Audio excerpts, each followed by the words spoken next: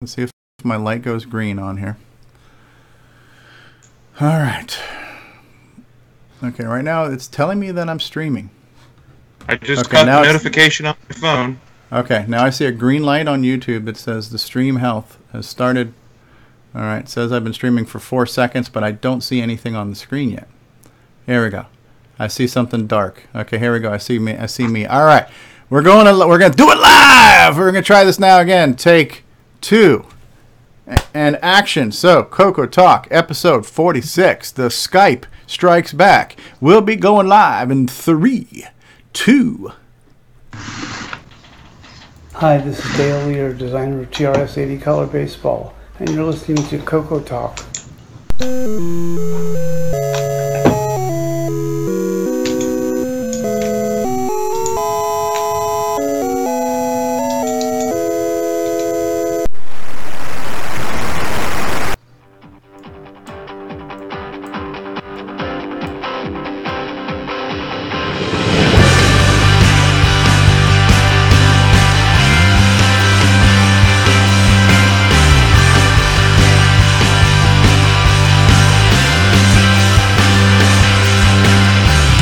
This is CoCo Talk, the nation's leading live talk show featuring the Tandy color computer, with your host, Mr. Gameplay Goodness himself, Stevie Stroh.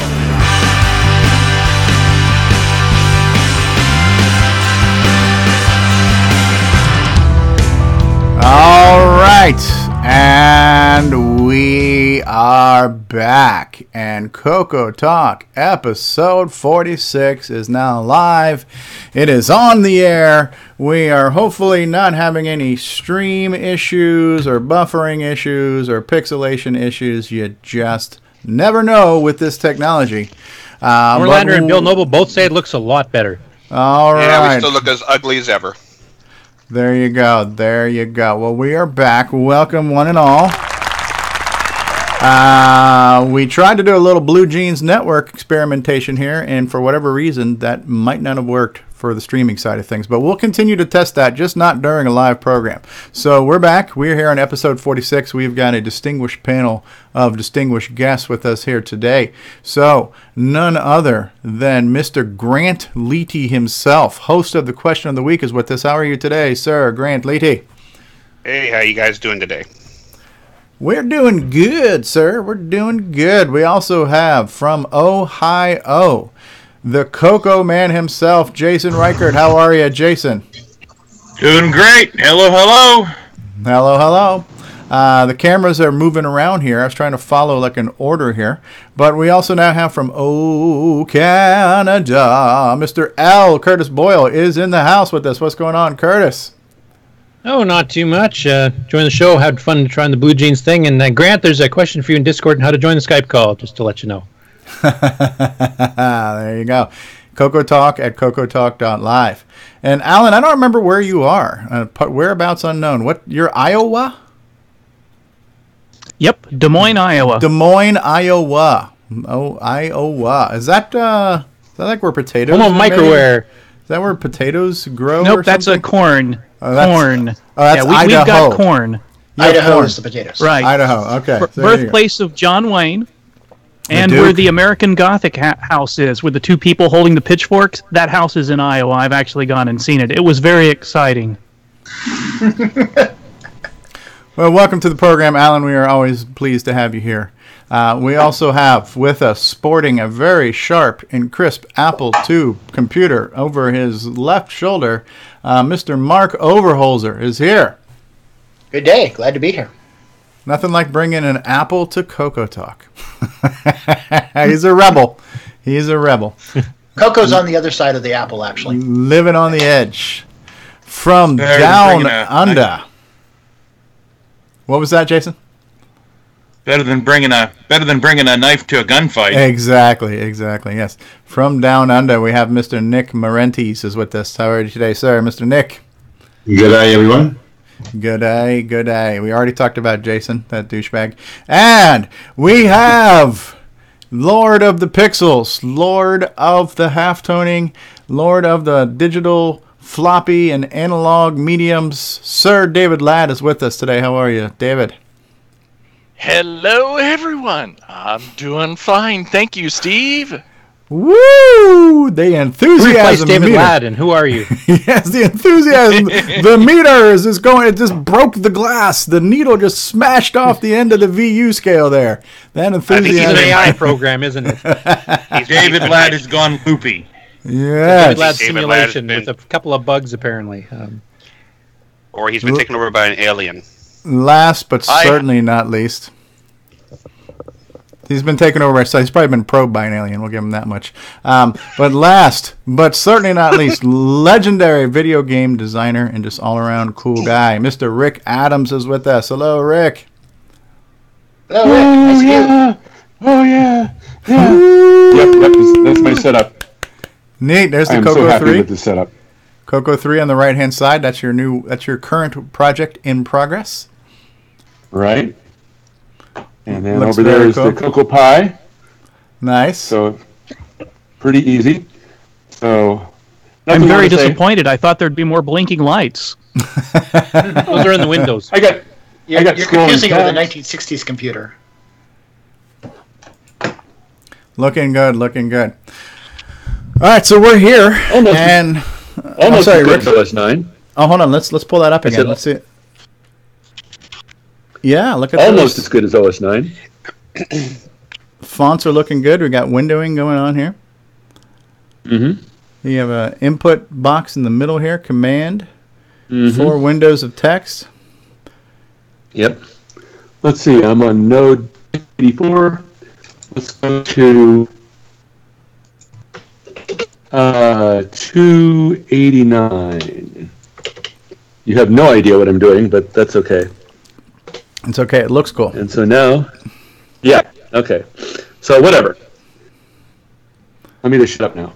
So this is going to be a component of a future product of yours, or is that what the whole game's going to look like, or part of the game, or too soon to tell? Yeah, that's what the game is. That's about half of what it's going to look like. Yeah, it's a good start on it. Okay, and that's all CoCo 3. Is that like an 80-column graphics mode? It's actually a 100-column graphics mode. I actually. Yes? No, go ahead. I'm sorry. Oh, it's a 100-column mode, actually. It's a 5 by 5 pixels per font. 6 pixels by? Yep. By 5. Okay. Oh, Okay. 6 by really. So it's the 640 resolution mode, though, the super high res graphics mode. Right. Okay. Nice and clean. Are you doing by 200 or by 225? 225. I went for that just because I wanted to see what that was like. I actually worry a little bit that I've gone too far. You need a CoCo 3, and you need a super crisp monitor for this to work. And I wonder if the requirements for the game are a little too, leet. But I just had to try it. Yeah, because you'll need at least RGB or VGA. That won't run for crap on comms. You won't be able to read any of the text, especially 6 pixel wide. Well, it looks good. Make your game, and if you build it, they will come. All right. So, that's you can sell a bundle with a monitor. Merchandising. Yeah. This is sort of counterintuitive to how a game developer would think. A game developer would think, we have a game that works on TVs. But times have changed, and it's not quite that way anymore. But I still do worry. I know I say I'm not in it for the money, but the money's really nice, So, the money from Bomb Threat is helping with hospital bills right now, actually. Wow. Yeah. Well, that and the money that I got for my totaled car. Yeah. You've had a Is there nice, a ROM nice pack time. version I can order? Of Bomb Threat? Yeah, I apparently you remember I was living like months in the past, and I just got to the news that ROM packs were made for Tandy assembly. And they were gone. They still have They still have bugs, I think. No, Yeah, the kill I think- screen I version think- is on ROM. Oh yeah, he has like one of those, I think, and all the rest were. That was like an early one that he did, and then the rest I think are bug free. Okay. I just hope he does another run because I need to buy one too, and I think Alan wants one. So I don't know if Hinton did. Yeah, I'm one, hoping- makes another run. Well, yeah. Well, he did lose the ROM image, and so he asked me for the ROM image again. So so I'm thinking he's making another run. Okay. Because otherwise he wouldn't have asked me. Somebody's running bomb threat. I see that. That makes me That's happy. Jason. Yes. It's Jason. Yep. There's been a little bit of chatter on my early Temple of Rom video recently too. I've gotten 3 or 4 comments just recently in the past week where people are stumbling across the video, asking questions about it, commenting on it, and things like that. So yeah, I did that video early in my CoCo YouTube career and before I'd met you and a lot of other people. But yeah, so I'm long overdue to do a redo on a Temple of Rom video, but that first one recently has been getting a little bit of a buzz about it, so I thought that was kind of cool. Good. Yeah. Yeah, people really like it. Yes. I didn't understand it the first time I played it, so now at least I remember think that, I have a clue. Yeah. Like, what do I do here? Yeah. What's this about? I don't know. Yeah. I'm running around. Well, there's a bat. I'm dead. Okay. It's a new chapter for Steve. He's starting to read manuals and everything. Yes, so. exactly. Yeah. Yeah. Yeah, I start to read, then my head hurts, and then I stop. So I think pigs are starting to fly. But it is a pretty expansive world you created in that temple, because when I was because I was posting links to Curtis's page where he's got the map, and there's 2 different maps. There's one map that you annotated explaining what all the areas were. There was the second map where they put in where all the items were. So when you look at that map, it is a fairly large game. There's a lot to explore and do. Is there a potential end to the game if you got all of the items or something? No. Or you just try to stay alive as long as you can? You get all the items.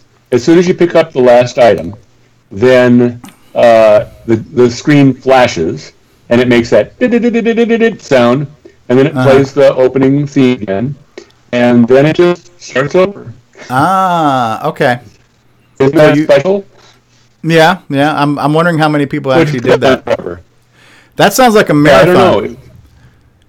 Yeah, it takes a while to finish the game, yeah. Yeah, I was going to say, that sounds like a marathon now. We probably need to get, like, Jason and a few of us together like we did with the Forest of Doom marathon and spend 4 hours one night playing, having people around the world playing Temple of Ram to see who can beat it first. Will you offer a custom one-of-a-kind mug if someone beats it? Not at present. How about a headlight from your totaled vehicle, or a bumper, or hood ornament? I'm mad. I'm mad about that. I know. I'm sorry. A signed Temple ROM cartridge. That would be a good prize. Okay, a slight side detour. The woman ran a red light and smashed into my car, smashed it all up. And she said, red light, because I had the green arrow. Well, I went past that intersection, because my wife said, green arrow? There's no green arrow at that intersection. So I went back and looked. There isn't one. So my insurance guy was really happy when I told him that. He says, oh, we could win with this. Yeah. Side story. Yeah, I don't understand how some of those things work. Because usually, at least in South Florida, when an accident happens and an officer arrives at the scene of the accident, one party is typically charged with the accident as far as being at fault or at guilt for the accident. So I've never, I've heard a few stories in different states where people have to literally battle it out with their insurance company and another insurance company. And so it's always been peace of mind, at least for me. Like if I got rear-ended and it wasn't me, I knew I didn't have to worry about it. I'd call my insurance company and they deal with everything for me, and I'm just out of the loop. So, but maybe not all situations are cut and dry either. So, yeah, getting back to Temple of Ram, bear in mind that when I made Temple of Ram, I'm a nobody now, but I was a nobody then. I wasn't some big star, some big game designer. I'd like to make a game, and so I made it. And the only in that I had was that Dale Lear had already sent in. I can't remember what was his first game. Probably Doubleback. Yeah, he did that, and so he knew the address to send it to. So I sent it off and said, "Here, you guys want this?" So I was, just a fan like anybody else at that point. So that was before I had any kind of rep or anything. Right. And I know you've got other things that you're working on, and that might not be one of your first choices of projects to pick up, but would you ever consider taking that original source code? Because you had mentioned it was in different pieces because it had to be loaded from different cassettes. Would you maybe consider just tweaking the original one and give us like a Temple of Rom Plus or something like that? That's the same game, just Temple of Rom remix or something. Yeah. I actually definitely would. Yeah. I would be very interested if somebody could. It would be a challenge because of the way that it was made. But if somebody could disassemble it to the point where they could give me source code that actually built, that would be awesome. Okay. And something I make no guarantees, but I would look at that and see what I could do with that. Yeah. That is it an 8K ROM or a 4K ROM? It would be very difficult. Huh? Is it an 8K ROM or 4K ROM? I don't know for sure. My guess would be 4K because they weren't real expansive back then. Those were the early days. Mm-hmm. So because you could even make a larger version using that base code too, and kind of make it version 2 or whatever. Yeah. Well, making the map larger, I don't know. It's large enough as it is. Yes, it is. I had all kinds of really grandiose ideas about it, but those ever came to fruition. I actually, looking back, even now with more memory and more time, and I don't know that I would do those. Like for example, in the upper left section of the map is one room that is exactly the size of the screen, and what I had planned for that room, it has like a couple of treasures in it, but what I really wanted to put in there was a working Space Invaders game. So that there's Space Invaders with the down at you, and you with the little shooter going left and right, and just basically an attract mode type Space Invaders game that you would have to go through without getting shot. Oh, that's that didn't happen. It was a great idea. Yeah. And then a lot of the rooms that the rooms that are sort of shaped roughly like cones. There was supposed to be a zillion guns and cannons in there shooting at you as you went through. Well, that never happened because I didn't have enough memory. And if I had to do it over again, I don't know if I would do that. I don't know if I would complete that, but I would like to look at it, and it would be nice, kind of nice to have the option. Yeah. I could do more resolution. I could do true diagonal lines. It only did vertical and horizontal lines. So, yeah, that one right there. Yeah, that's roughly shaped like a cone. Gotcha. Yeah, that was supposed to have little cannons on the little steps there. But that didn't happen. Or maybe even like some of those Indiana Jones wall darts that shoot at you as you're going through there. So lots of ideas. Yeah. Well, that'd be interesting. And originally it didn't have the little man running around. It just had like a square. So you could tell that it was definitely, at that time, you could tell it was definitely inspired by the Atari adventure game because they had just a little square. But that's one of the changes that Tandy had me made to it. Well, maybe that's something we can do tonight. I don't know if Jason's up for it, but maybe we'll try to do a marathon. We'll try to do a Temple of Rom marathon to see who can, get the furthest or the highest score or something like that. That might be fun. Sounds fun to me, and I have the setup to do it now. Yeah, neat. So we'll look at that. Steve, you probably shouldn't even try. Shouldn't encourage him. Shouldn't encourage Jason to win another contest. All right, Grant. I'm looking forward to all the rage quits. Yes. Do it live. We'll do it live. So, what happened to Davey? Is Davey going to rejoin us, or is Davey? Because Davey was with us on Blue Jeans. Where did he go? He has not sent a free. He was trying to figure out how to get into Skype. Okay, he has not sent you a contact. Davey's been on Skype before, I thought. I don't remember. There's another bomb threat game there. Interesting looking. Oh, that's Hey, Stevie, is there a way I should be able to see the full graphics like the live stream is seeing? Because I'm not seeing that. Am I connected to the wrong thing? No, I'm not. I wasn't doing it because I was concerned about the bandwidth. But apparently right now people are saying the bandwidth is not an issue. So let me see if I can't feed that back to you guys. So give me 1 second here. And hopefully this is. So it's going out on the live stream, just not back to us. It's going out on the live stream. Okay. Yeah, it's on YouTube. Fine. I'm feeding it back now into Skype. So you guys let me know if you can do that. All right. I feel much better now. Okay, so it's here.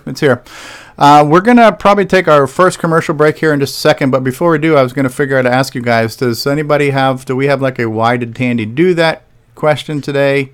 And does anybody have any project updates or acquisitions they want to talk about? And I guess you guys can figure out the answers to those questions while we take these commercial breaks. So we'll be back. Alan's raising his hand. We're not in school, Alan, but that's fine. So, Alan, you have a project update for us? Yep, I got some stuff to share. All right, excellent. Okay, we're going to take a quick commercial break, and CoCo Talk will return in just a moment here. Hello, this is Grant Leighty with CoCo TALK. Got your Coco 3 yet? My fellow Americans, Australians, Canadians, Europeans, and all of you ands, I'm calling on all y'all to help us make the world great again by visiting the Retro Swag Shop at 8bit256.com, where you can get yourself a coffee mug like this with a little cute cartoon character that says, I'm a Coco Nut. You could also get yourself a coffee mug like this with a Color Computer 3 that says, I'm a Coco Nut. You could get yourself a deluxe travel mug like this with the CoCoTALK logo on it. You might even be able to get yourself a DVD like this with over 2 hours of gameplay goodness. It is time for us to rise up and make the world great again by enjoying some quality retro merchandise and Coco nostalgia. So please visit 8bit256.com and let's make the world great for the color computer. Thank you very much. All right, we're back, and that was a very, very, very horrible commercial there. I'm offended by that, actually. So, but we are back. Now you know how we feel. We are back with CoCo Talk, episode 46, the show that just won't die. Make Coco great again. Make the Coco great again. That's it. And this is the show that just won't die. And trust me, we've tried killing it. We've tried to give it alcohol poisoning. It still didn't die. So we are going to talk about, actually, before we get into projects and acquisitions and updates, I do want to talk about real quick. Number one, I want to say hi to one of our patrons. So Disney Saints fan has been here for a while. I was in the live stream earlier today in the live chat and has been watching us for a while, but is also one of our patrons. So we have a handful of people who have actually started doing patronage for us, and we certainly appreciate that. So I wanted to say thank you to that. I also wanted to share just a small milestone, because we're dangerously close to reaching 5,000 downloads, I should say, on our podcast, right? So, for those of you watching us now, you are aware of the fact that we start off live on YouTube, but there is a secondary market that we also fulfill, which is we have the audio version of that show. So as of right now, today, we've got 4,850 some odd downloads. So we're getting close to 5,000 downloads, which is a nice milestone, I would have to say.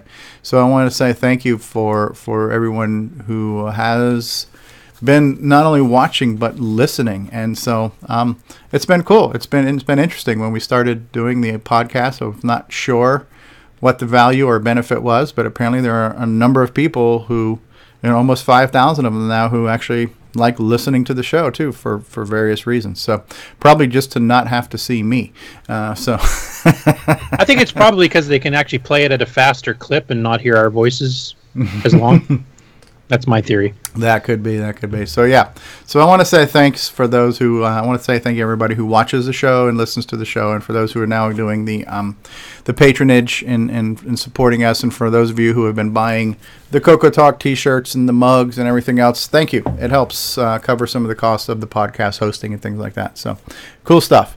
All right, so we know Alan has something, so we'll go ahead and let Alan Huffman jump in with his little show and tell segment here. So, okay, the first thing is Curtis had been asking what happened to all my photos from CoCo Fests. I had been taking pictures with my digital camera starting in 1996, but before that, from like 1990 until then, I would take my camera and take pictures at each of the Atlanta, Chicago, and Pennsylvania festivals. And a few years ago, I got most of those scanned and posted some of them online, and I had some problems with my website. So if somebody wants to bring up subethasoftware.com/photos, you'll see a temporary gallery that has all the old photos, plus some Color Computer 3 prototype photos that have never been shared, and some other things like that. So that's one of the things I'm working on. It needs to be organized a little better, and I don't like the layout. But it's just like 4,000 CoCo Fest pictures going back to the early 90s. did you say that was Cool. Okay, here it is, Subetha, and I'm just going to pull that up on the screen real quick here. So here's CoCo Fest, Atlanta, Chicago. Okay, so it's here. So we won't go through it all just yet. I'll let you finish, but just to pull it up to show you guys what you can expect to see there. Cool stuff. Yep. Okay, and another thing is there's been ongoing experiments with all kinds of hardware. I got these little guys in from England, and what these little boards are, you can't really see it through the packaging. I haven't broken the seal yet. It's a chip that costs about $4 or $5 in quantities of one that handles all the USB work, and then with just $1 worth of components, it can send it out as serial data.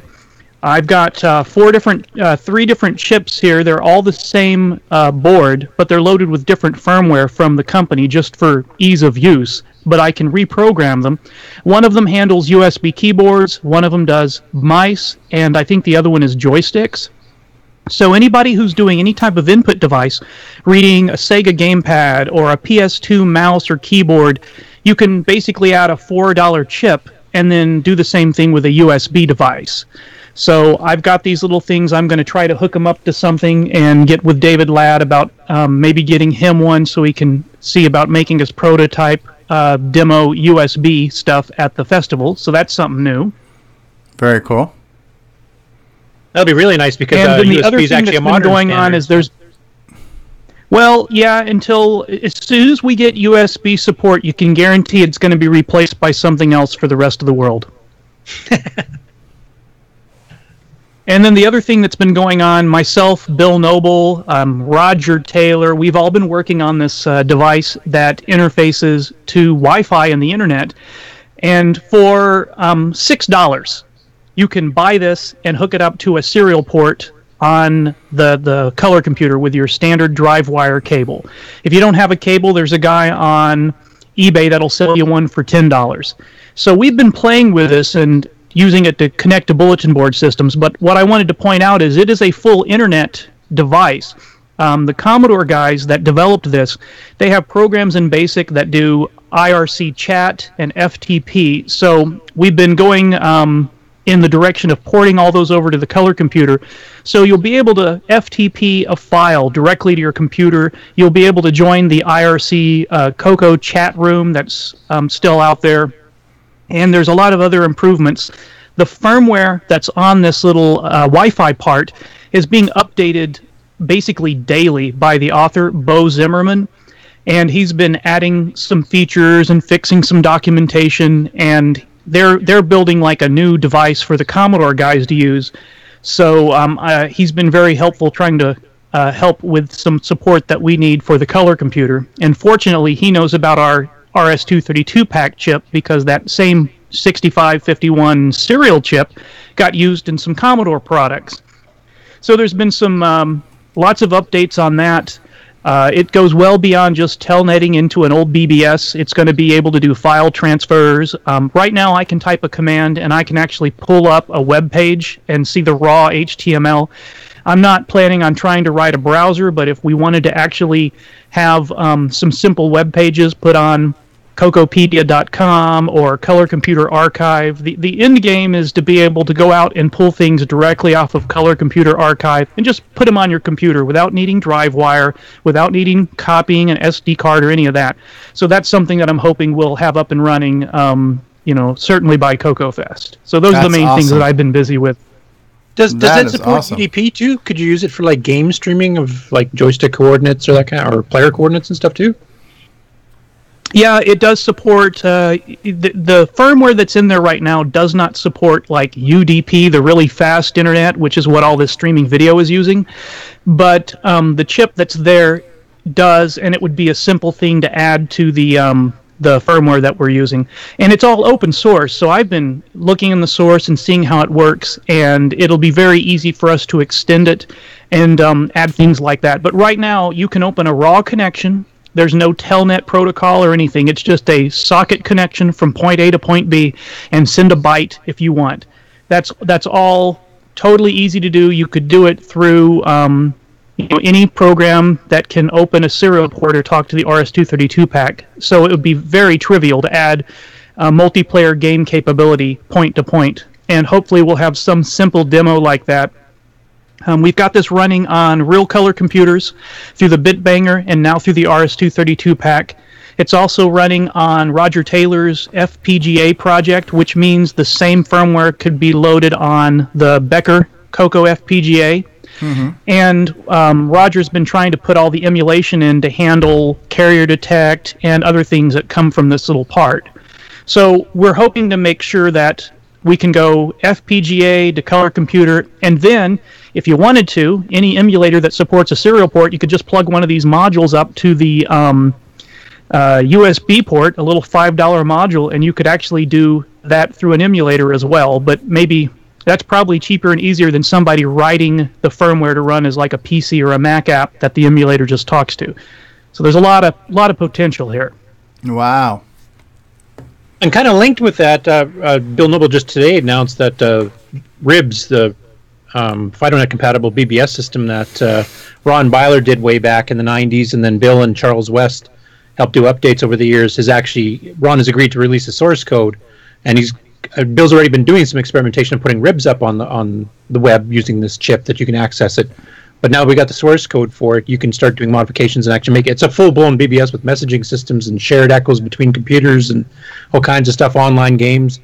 So there's a lot of potential, and that software with the source code being released means we've got a really good head start on getting that all ready to go. And it's pretty fun. Just to show how stupid this technology could be applied, I pulled out my 1983 cassette-based bulletin board system and put it on the internet for a couple of hours yesterday. And it's really ridiculous. The bulletin board system is so primitive by modern standards, it's hard to believe that that's kind of what they were like back then.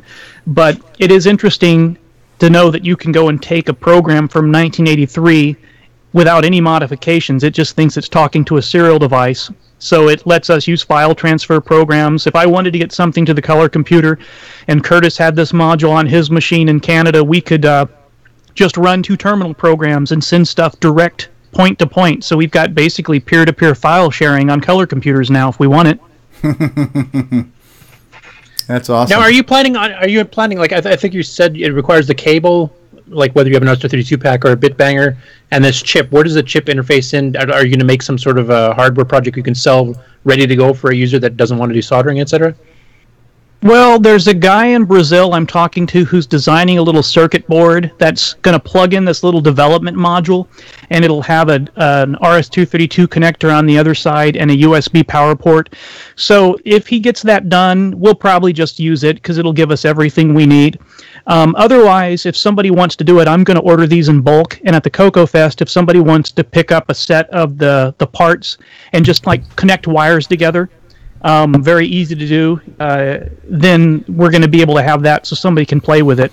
But somebody's offered to do an open source 3D enclosure for it, so we might actually have something where you can buy the 2 little pieces, connect a couple of wires with little jumpers, and then pop it into a 3D printed case, so at least it looks like a product, even though on the inside there's no circuit board. It's practically cheaper just to buy these things off the shelf and hook them together than it would be to have a circuit board made. That's really cool, though. Yeah, I mean, it's a $4 part. The development kit, the expensive kit, is a $4 part. I got them shipped from America for $5. I've got 5 of them that are waiting for me at the post office. So $5 and a $1 serial adapter. This is, probably the cheapest add-on we've ever had for the color computer.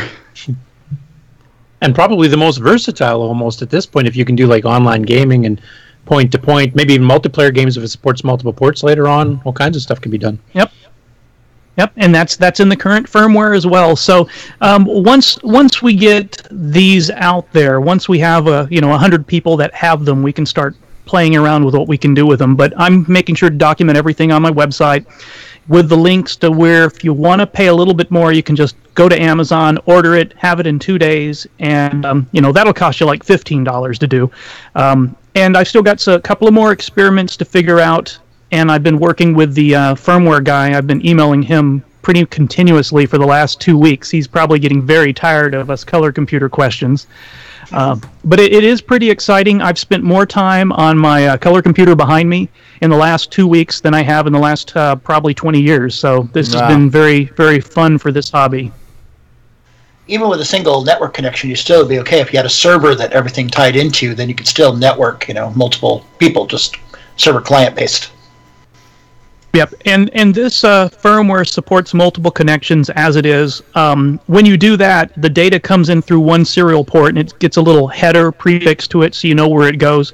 So if we wanted to make like a full transparent networking thing for Nitros 9, we'd have to have a little software there that would take these packets, then route them to the virtual device that you were connecting to. For Disk Basic, it would be a manual thing because there's no such thing as devices in Disk Basic. Everything is just a thing. So the real question is, who's going to do that work? It's really easy to do under OS 9 for Disk Basic. It's going to be very easy to do the simple things. It's just a matter of who wants to get there first. Neat. Very neat. CoCo Communications. It's what the world needs. I just got notification here, too, from Bill Noble in the YouTube live chat too that Ron Byler is coming back to the CoCo, so he might become actively involved in Ribs again and maybe some other projects, which is good to hear. He was a pretty good programmer back in the day. Yeah. I think Bill had sent me a message saying he's been in touch with him. He wanted the source code, and I think Bill's trying to talk to him to see if he wants to come and do an interview or join CoCo Talk or something like that. So that would be interesting. Yeah. Now we use that board a lot. I mean, all of us that were on the FidoNet CoCo and OS 9 Echoes. I mean, Ron made the CoCo native version of the BBS that would handle all that stuff, and there was quite a few of them running at one time, all linked together. Cool. Yeah, I know there was other ones like STGNet and stuff that for the CoCo specifically that were a bit more advanced, but this was one that worked as a FidoNet standard, so it worked with PCs and Macs and Amigas and everything else too. So we were all linked together that way. Yeah. Sorry, go ahead. No, I was going to say even in where I'm at in the Omaha area, our club that we had that was color computer back then was even running a CoCo 3 with Nitros 9 ribs, actually a Cyquist 88 and a Cyquist 44 drives. The 88 was the primary hard drive and the 44 was for backups. So that's what we was running for our BBS. So it was very fun back then. I missed out on BBSs on the CoCo. I just didn't do it at that time, and when I finally started BBSing, it was on my Tandy 1000. So I never had a CoCo shared experience like that. So I guess in some ways, and maybe I'm a little bit jealous, but also I'm thinking, unless the BBS was like CoCo 3 specific, I would imagine trying to do a BBS on a CoCo 1 and 2 on a 32-column screen was probably not that glorious, It wasn't bad. But you still output everything at 80 columns and nobody knows. Yeah. Yeah. It's a lot of fun. You'd see it in 32, but if you had, as long as you had a disk drive or two, and I had one friend here that was running a 3-drive CoCo 1 system that actually was pretty good at message boards and RLE graphics and all kinds of stuff on it, so... I'm sorry, Mark, what were you getting ready to say? Oh, I'm just saying, there's a lot of fun back in the day. I didn't know, there weren't any CoCo boards in my area. Mainly there were Commodore 64. and I had the Apple, but still, it was fun dialing up other systems and chatting with other people. And yeah, here in Saskatoon, at one point, I think we had 4 CoCo boards. I had mine, Barclay McGuinness, Bill Noble had one, and then I can't remember. Was it Ted Benedictson had a 4th? So we had 4 in our little town of 150,000 on CoCos, and then there was another couple dozen of everything else. I ran a few boards at off of my Tandy 1000. I think the first one I started running at the time was what they called back then WWIV BBS system. I think that one started off being in Turbo Pascal, and so you could do some changes to the source code and customize a few things if you understood it. I didn't change the hardcore stuff, but I could customize stuff, compile it, and run it, and it did a lot of stuff with ANSI and stuff. I think that one eventually switched over to something like C or something. I had another BBS I stumbled across. I don't know where it came from. I think it might have been made by IBM or something, but it wasn't user friendly, but I figured out how to make it work. But you had to compile your menus. So it was some type of command line executable you had to run through and compile all your different menus and do all kinds of crazy stuff. But and that one wasn't source code based, but I think I'd use a disk editor to kind of go through there and change some of the prompts and stuff and tweak it a little bit. But I had run a few BBSs, nothing spectacular, but I just completely skipped over that with the CoCo. So I think I'd be interested in seeing some of this stuff once you guys get it all going, see what this experience looks like on a color computer, Yeah, I ran my first BBS I ran on the CoCo, I think was February of '83 is when I put it online, and then it was one I developed myself. And it eventually expanded to a CoCo 3 where I had 2 RAM drives and 2 physical drives, and then I went to an OS9 when I used Keith Alfonso's, which is a multi-line when I ran is with 2 phone lines coming in, so you have a 3-way chat with the sysop. But it turned out to be a little bit expensive affording 2 phone lines, so that didn't last too long. But it had online games. You could take turns. It was a kind of a trade wars style game where you could each take turns every so many hours and play against each other and stuff too. And I had online adventure games even on my old ones. A lot of fun back in the day. Yeah. Whatever happened to all the stuff that was in the Delphi and the CompuServe CoCo groups? Are they gone? Some of it got moved over to RTSI. Some people also privately downloaded. Stephen Fisher and a few others had good chunks of those libraries, which I think most of it's already made it onto the Color Computer Archive. But yeah, there's still chunks missing. Yeah, and I think I captured everything that was on the General Electric Genie service. I think I have all that archived. Hey, Davey, are you there? Can you hear me? Okay, Davey Mitchell's here. And it's Hi. turning on his video. There you are. Hey, so this is the first time we've had you on the call with us. You mind if we put you on the spot and get a little bit of your life story back then up to now, things like that? If you like. All right. Ladies and gentlemen, please welcome to CoCo Talk for his world debut, Mr. Davey Mitchell, everyone. And we did show at least the link to your website with your pigs game, right? Which I still haven't had a chance to look at, right? That's a shame. Yeah. Oh yeah, the Dragon 32 was our home computer growing up, and we're obviously aware of the Color Computer as well, the cousin. And yeah, I was trying to remember what my very first memory of the Dragon was, and I think it was my eldest brother shoving a cassette tape in front of me, and I read it was this Caterpillar Attack. And he goes, "What is it?" He goes, "It's a computer game." He didn't have a computer, and it turned out we had a Dragon 33 that Christmas, and yeah, it just went on from there, and we programmed it, played a lot of games, and eventually became a software developer, and still play around with retro stuff for varying amounts of time. So been back into it lately, updating the Pig dice game, and hope to do some other things as well. Very cool. Do you have any real hardware now? Or are you doing it mostly in emulators, or? Emulators now. So yeah, I don't really have the space for a collection, sadly. And what are you using? Are you using XROAR? Yeah, mainly XROAR, but I've started using VCC as well. Okay. For playing certain games. Forest of Doom. Ooh, you've got that. Very nice.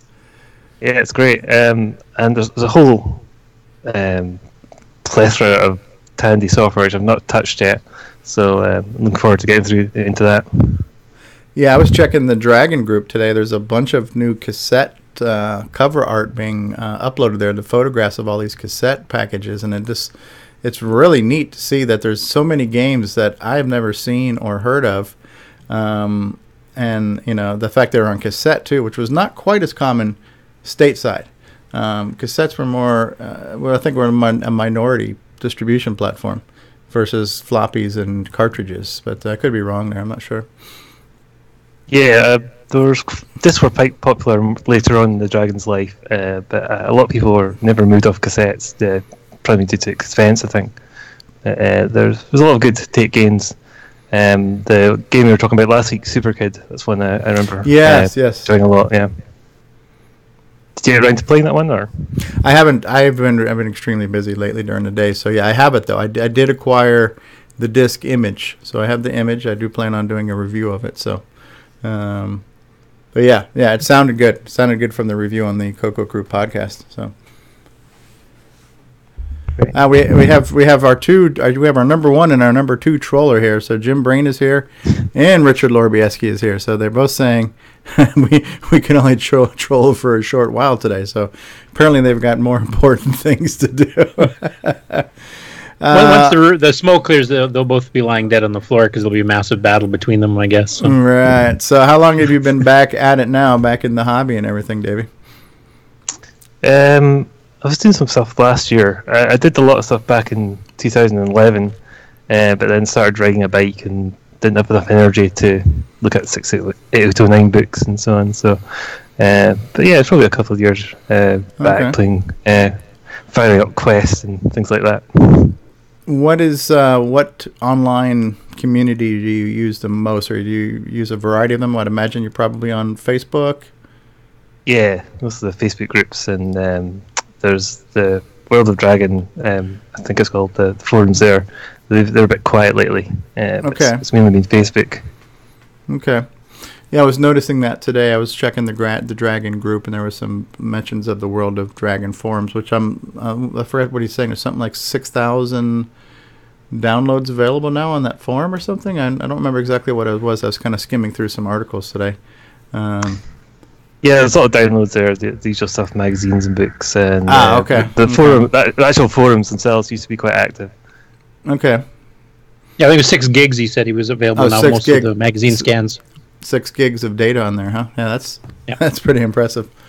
Yeah, we've got a lot to learn if you think about it. It's like we think we know of a lot of the color computer software, but I know there's titles that we find out all the time that were just these rare gems that we didn't know existed or very few people knew. So there's a lot of still unknowns on the CoCo side, and then you look at the Dragon software and all these different really cool titles that not all of us knew, and some of them are getting ported, or some of the CoCo stuff would work on the Dragon. So I think as time goes on, we're going to be discovering a much bigger world of software, and hopefully more newer software that's going to be cross-compatible on some of these systems as people are working on things. I think that'll be kind of cool. Yeah, most of the hardware works the same. So I mean, especially if it's joystick based, most of the Dragon games will pretty well work verbatim. It's the keyboard was mapped a little bit differently. Yeah. So you'd either have to hit different keys or patch the game to use the keyboard matrix that CoCo uses. But the patches aren't that extensive. If you know where to look in the code, it's usually just a couple bytes you have to poke. Neat. Now, are these pig dice game? Is that available, or? It's on David's site. Right. Have you got the link there, Steve? Or you? I'm here. Can you hear me? Yeah, have you got the link there, Steve? Or do you want me to? Oh, do I have the link? I put it. Drop it in. Not on Skype, but put it in the YouTube chat. Yeah, but I've added a link to Davey Mitchell's site also on my I Am a CoCoNet site. Very good. And I believe it's just in basic format, right? It's like a .bas file that you could just download and run in an emulator. That's right, yeah. I've got a DSK, but I need to put that somewhere for people to grab. Okay. And so, yeah, I've been wanting to look at it too. I have a queue now of things I want to get to. So, Very cool. Well, we're delighted to have you here, and feel free to hang out as long as you can today, and know that you're always welcome to come back. So that's cool. Thanks. It's good to call in at last. Yes, nice to have some good blood here on the show, some new blood. So very cool. And Alan, thank you so much for sharing all your stuff, and just your enthusiasm is contagious. Like when you join the show, you give us a shot of vitamin C, you kind of get us going, and all the things that you're doing are pretty cool too. So much appreciated in your musical contributions that you've been giving us for CoCo Talk After Dark, and I don't know how many people who watch us on YouTube are aware of the shenanigans that we've also been doing lately on Facebook. We've been doing these spontaneous live streams of CoCo Talk After Dark, and then that's kind of become a generic show where we'll talk about anything. So we just basically like to talk about crap, I think. And some of that we just said as an experiment, I'm live streaming that on the CoCo Talk Facebook group instead of on the YouTube channel. So if that interests you guys, some of you guys who aren't aware of that might want to check that out. Cool. And so I know you have your site, and hopefully some people will pull up that site. But are any of the projects on your site, Davey, that you want to tell us about that you got there for people to download? The pig's the main one at the moment. I've got a RPG thing which is slowly coming together. That should be out sometime this year, hopefully. But I hope to just put more little basic games and run some 6 out of 9 in the background, and hopefully make something a bit faster moving. I'm trying to find it right now on my I'm a Coconut site. Did you put it in YouTube for people to know about? Software? Yeah, I'm just about to do that. Yeah. Okay, I knew I added you somewhere. So is it not under the project sites? It should. Maybe did I add it under downloads? I mean, where the hell did I put it? This is a problem of having too many websites, not knowing where you stick everything. I could have sworn I added you. Maybe I didn't. YouTube won't let me add it, so. Okay. Just put it in the Skype chat, and we'll get it over there. Blogs and projects. Let's see if I can find you here. Bruce Moore, Lee Patterson, Rick Adams. I got so many of them on here. Barry Nelson, Ian. No, I don't have you. I don't have you added, so I'll have to do that. We'll have to do that. So we'll get it. Yeah, somebody put it on there, and we'll copy and paste it over there. So, all right. If somebody can handle that, that'd be good. I didn't see it there right now. Cool. Yeah, I'll take care of it. Okay, we'll do it live. All right. So, did we have a question this week? Did anybody else have any updates they wanted to talk about? Any projects they're working on? Updates this week?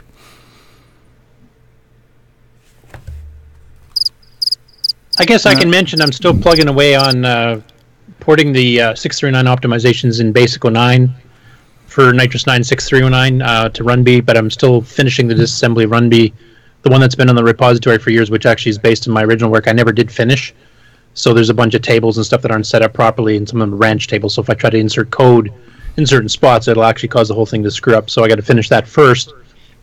And I've been making the notes of where all the changes are, so hopefully we'll have a faster version of RunB out by the time the fest comes around. Nice. I've also got one new icon to show. I haven't done that yet. Alan's seen it. Oh. Is this the one that Alan? Is this the one where with the finger that I saw in the Discord chat? So yeah, that's the alternate version. And who else has just joined us here? Oh, that's Rick. Okay, Rick just didn't recognize Rick from the side there. All right, very cool. And did Nick Marentes or did you or someone else have a question this week of why did Tandy do that? Do we want to bring up after a break? I didn't really organise one. I do have one question, which I was thinking about the other day. It's a bit more technical though, so if we just keep it short, see if anyone has any answers. Okay. I can just raise that for 5 minutes. If not, we'll just wildly speculate like we right. usually do. Yeah, that's right. We'll create rumours. I'm gonna take a quick commercial break, or maybe not a quick one. We'll take a medium one. I'll let like two or three commercials run. Give you guys about a minute and a half in case anybody needs to do a potty break or something. And we'll be back, and then we'll get into a technical question. So thanks all for being here, and we'll be back in just a little bit. This is Ron's Garage. This is the place, and it's on CoCoTALK with Stevie Stroh and a cast of crazies that love this machine. Either one, either. It's awesome. What's going on, everybody? The Original Gamer Stevie Stroh here, and I want to talk to you about I'mACoconut.com. If you love the color computer like I love the color computer, then you got to visit I'mACoconut.com, your one-stop shop for all of your Tandy color computer links needs. There you'll find links to blogs and podcasts and project sites and emulators and downloads and groups and communities. If you love the color computer, head on over to I'mACoconut.com. That's I-M-A, Coconut.com. Tell them the Original Gamer Stevie Stroh sent you. Coco forever, people.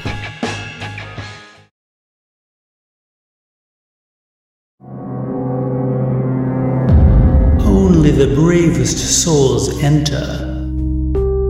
Only the most cunning return. Defeat innumerable monsters to ransom the king's scepter, stolen by the evil wizard. Your sword, shield, and wits are your only allies. Pray you find a magical inn as your only respite in the forest of doom. For the Tandy color computer 1, 2, and 3. November 2017, if you dare.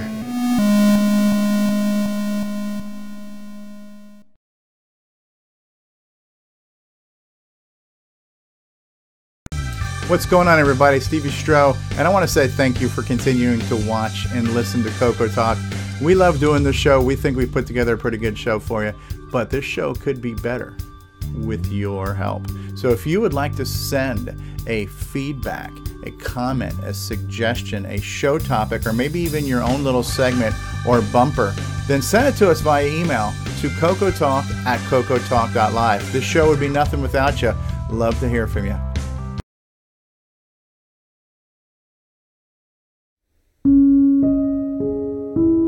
Every day, a color computer is abandoned or abused. They live in the dark recesses of garages, basements, storage sheds, barns, and attics, waiting for someone to help. Hi, I'm Helen Bleeding Heart. Please say you'll be the answer for CoCo suffering the effects of extreme temperature, overexposure to ultraviolet light, and conditions unfit for electronics. These CoCos need your help. Please call 888-6883 or go online and join the Color Computer Preservation Society with a monthly gift right now. For just $18 a month, you can rescue CoCos from their abusive environments, provide repair of damaged parts, administer retro bright treatments, and most of all, provide love. Call or sign up online in the next 30 minutes and we'll send you a photo of a CoCo being lovingly reconditioned by the CCPS. And you'll receive this beautiful tote bag that declares, I saved a CoCo. Yours for your generous, perpetual monthly gift.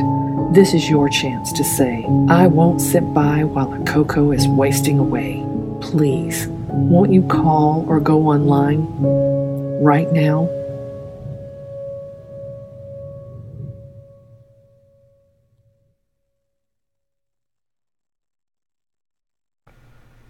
That's right. Remember, only you can save a CoCo.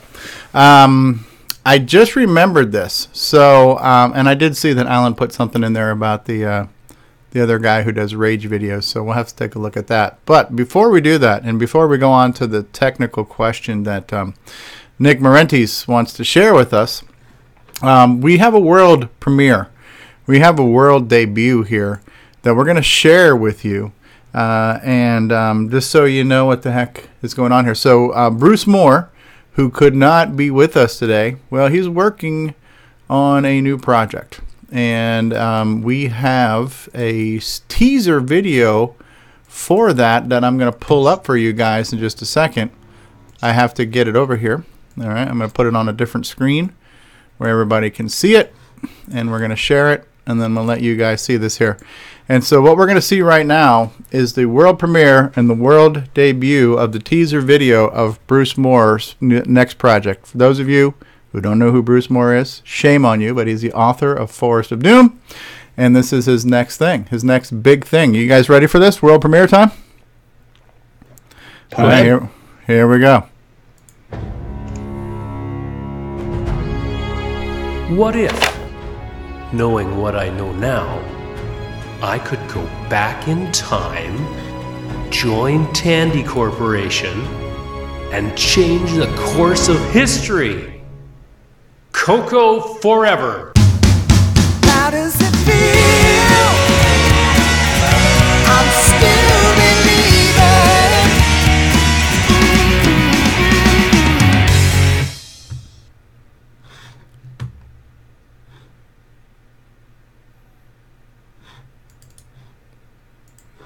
What'd you guys think of that? I saw Rick smiling over there. That was incredible graphics for a CoCo. So what's the project? Well, you're going to have to wait and see. It's called CoCo Forever. That's the best kind of teaser video, one that answers no questions and makes you ask more. One that provides interest. Provides questions and no answers. Cool graphics. Jim Brain in the chat room is saying it's Forest of Death, Forest of Doom 2. So yeah, Must be an endless forest.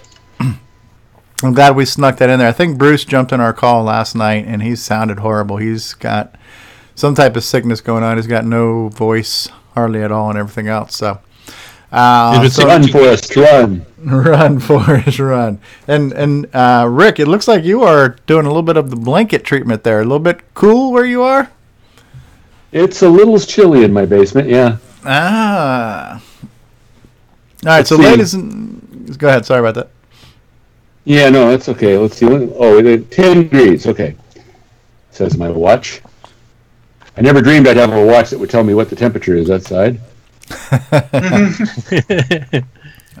I used to have to make a phone call for that. I didn't know what time it was, and I'd make a phone call and get the time and temperature. Cool stuff. All right, so Nick, you said you had a somewhat technical question for us. Nick Marentes. Yeah. Well, I don't know if it'll be of interest to everyone, or even if anyone has an answer to it. But as a programmer in assembly language, writing games and all that, there's one aspect in the Color Computer 3 that I've always wondered, why did Tandy do that? Or maybe it's more, why didn't Tandy do that? But if you look at the hardware in the Color Computer, and if you look at the address, a memory address at FF99, that's the video resolution register. And the part that I'm particularly looking at, this particular register controls several aspects of the video display. And bits 5 and 6, those two bits determine the lines per field, or the number of rows. And you use that to set up your vertical screen resolution of your screen.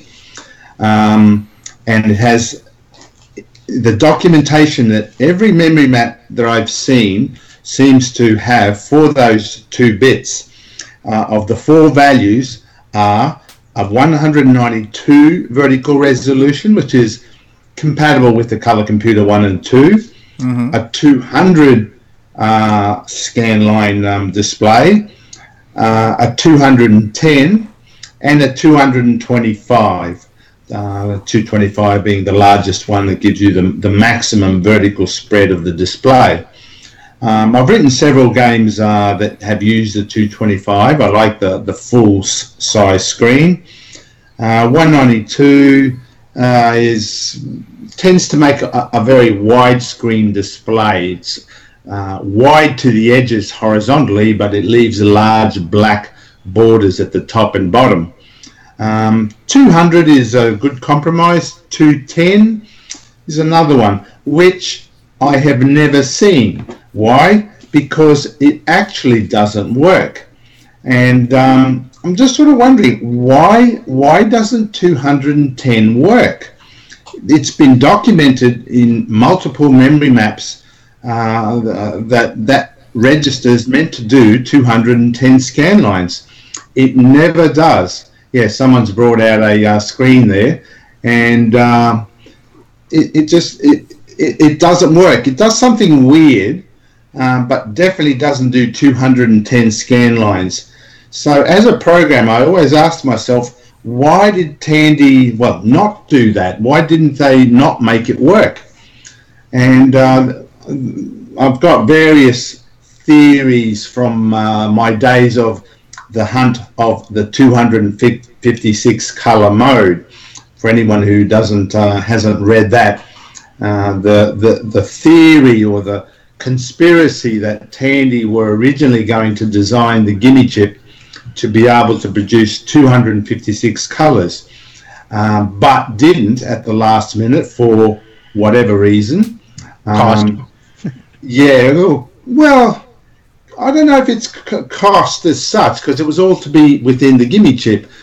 I reckon, from what I heard, it was that they removed it because they didn't want to, at that time, if it had been released, it would look like a more powerful computer than the Tandy 1000s, which could only do 16 colors.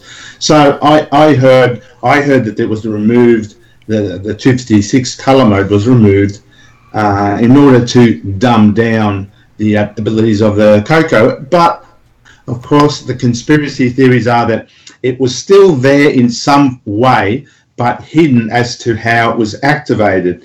Now, many hours, days, months, even years have been spent trying to find those secret codes, and nothing has been found. And the conclusion I've come to is that it's a myth. Maybe there was something in there that partially allowed for it, but it's been removed to the point where it doesn't work. So I'm thinking that this 210 scan lines might have been something, either a way to attempt to hide it or to make it accessible via a weird, weird way of accessing the memory, or maybe in removing the 256 color mode, it's actually wrecked that 210 scan line mode, and Tandy didn't want to bother investing to fix it.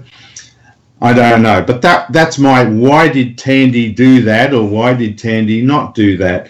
Why is there an entire vertical resolution that actually does not work, even though it's been documented in every memory map that it exists?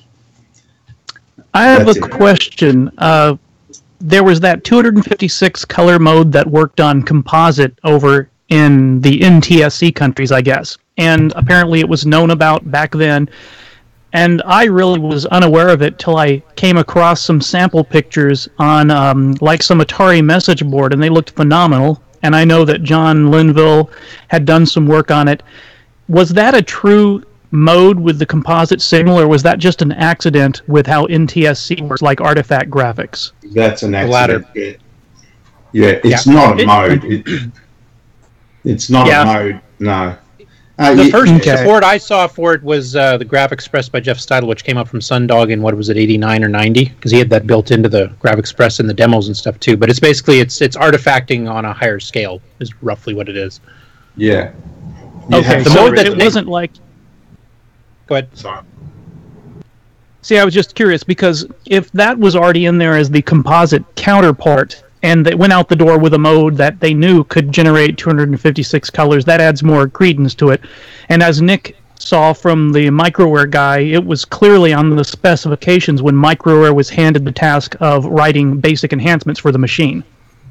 Well, it was in the recent R&D documents for the gimme chip, and it was to be an actual mode, not some composite fudge to simulate it. But it was removed, and as I said, from what I've heard, it would have made the color computer more powerful than their Tandy 1000, which was just that was their main computer that they were really pushing. No point having a $300 computer being more capable than their whatever the 1000s were, their main computers. So.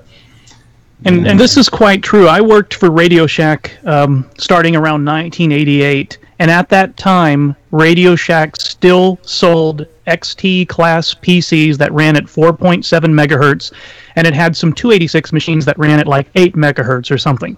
And the color computer was the #1 best-selling computer every Christmas season during those years because of its cost and what it did.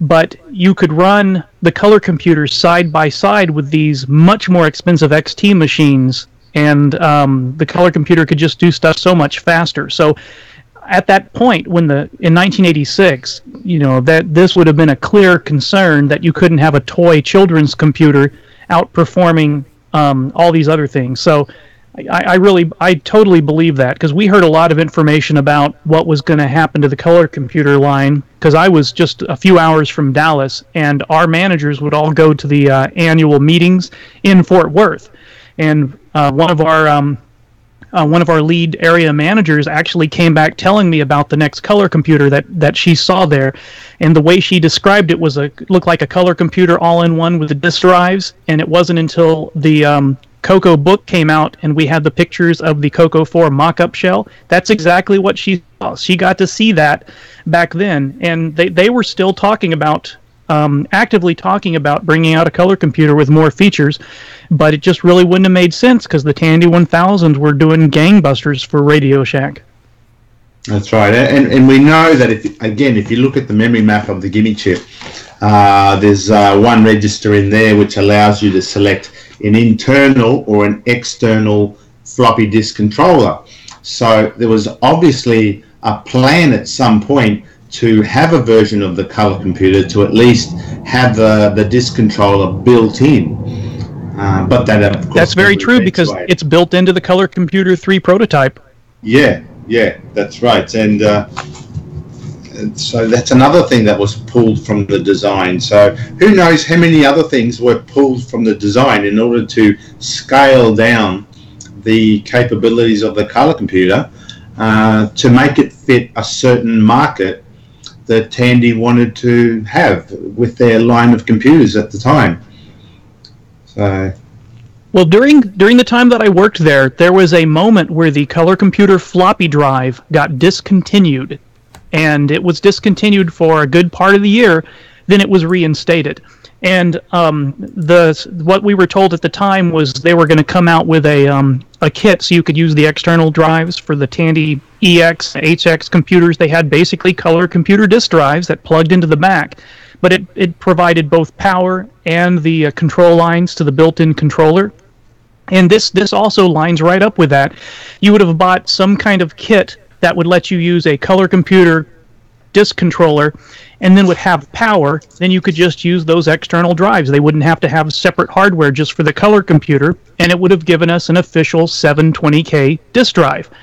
But it would also been something that might have plugged directly into this CoCo 4. So I really, there were so many indications that they were about to pull the trigger on some type of update that just didn't happen. And I really wish we ought to have an episode sometime and just talk about the 256 color mode and what was going on with Tandy during those days, and just kind of see how the rumors we knew back then lined up with what we learned from the book.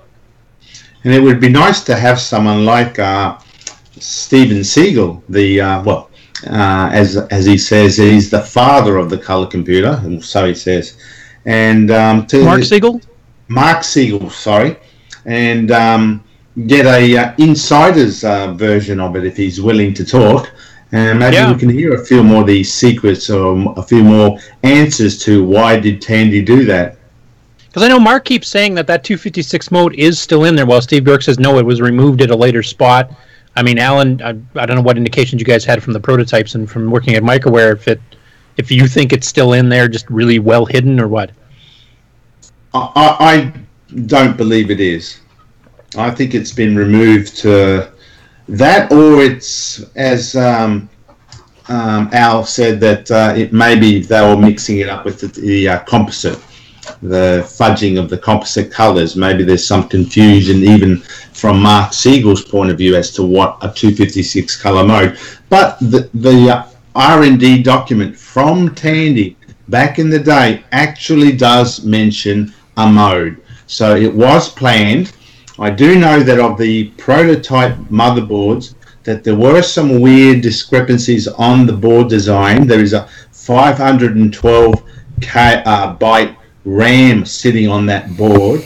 We don't know why it's there, but one of the things that it did mention in the R&D prototype that there was to be a 512 byte palette. I think it was that document or some other one I saw it. 512 color palette. So the 512 byte RAM would sort of make sense for that, but maybe they said, RAM is expensive, let's get rid of that, and then that was goodbye for the 256 color mode as well. Who knows? Yeah, I mean, there's a couple bugs in the game. Like as far as the vertical res too, the 200 scan line actually only displays 199, for example. Yes. So there's other issues there too. There are other issues. It does the same in the 225 as well. I know when I was programming Popstar Pilot, because it uses 225, that very top scan line was really had me curious for quite some time. I couldn't control it, and it seemed to be copying whatever was on the very bottom scan line, and it was just mirroring it. And why the hell is doing that? So I don't know why, and what I ended up doing is Popstar Pilot actually leaves that very top scan line black, so you can't see any of the weird mirroring or and stuff. The top and very bottom scan line is just left out so that you don't get the garbage appearing on the screen. So that might have to do with the hardware text modes too, because if you take the resolution of the hardware text, which also follows the 200, 192, 225, is that it doesn't divide evenly for the size of the characters. It's 224. That's right.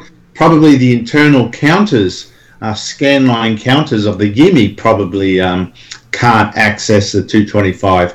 Why they allowed 225 and not made it 224 instead, I don't know. I don't know what technical limitations. It might have been a technical limitation. A shortcut was taken, and it was too expensive to add more logic gates to clean it up. It was just easier to leave it in there. But certainly the 210 scan lines, I don't know why that doesn't even exist, even though the memory maps all clearly say that it does. Yep. Conspiracies. Okay. Now, Steve, this is where we need the X-Files tune in the background. Yes. Yeah, that's right. Actually, maybe that's what we need to have. You need to have a sound bite. I want to believe. I want to believe. Very appropriate. For many years, we all wanted to believe the 256 color mode worked. Right. Yeah. Let's catch up on some of the live chat here for just a second before we get back to this. So, first off, getting back to when I was commenting on Rick being bundled up in the blanket, Jim Brain says we need to call the Color Computer Prevention Society because there's probably some abused CoCos in Rick's basement. You're freezing your CoCos down there, Rick. Another funny one that kind of slipped past the radars here, but Davey Mitchell says, I thought the sequel to Forest of Doom would be Forest of Quake. And so if anybody followed the Doom and Quake series, that's pretty funny. And so now during Nick Marentes' discussion, Retro Innovations, very good at trolling today, says, wow, talk about meandering here and reminding us all to stay on target. But this was the target right now, was to let Nick do his thing. And that's so, right. Let me rattle my usual standard of crap, But we're glad that Jim's out there trolling, and he's in form today. So if there was an Olympic gold medal to be given for trolling, Jim Brain would be at the top of the podium all the time. So cool. So yeah, it's okay, Nick. It was a lot better than David Ladd's floppy talk. So. Oh, don't worry, that's coming next. Oh, no. I think that's when my bandwidth will cut out.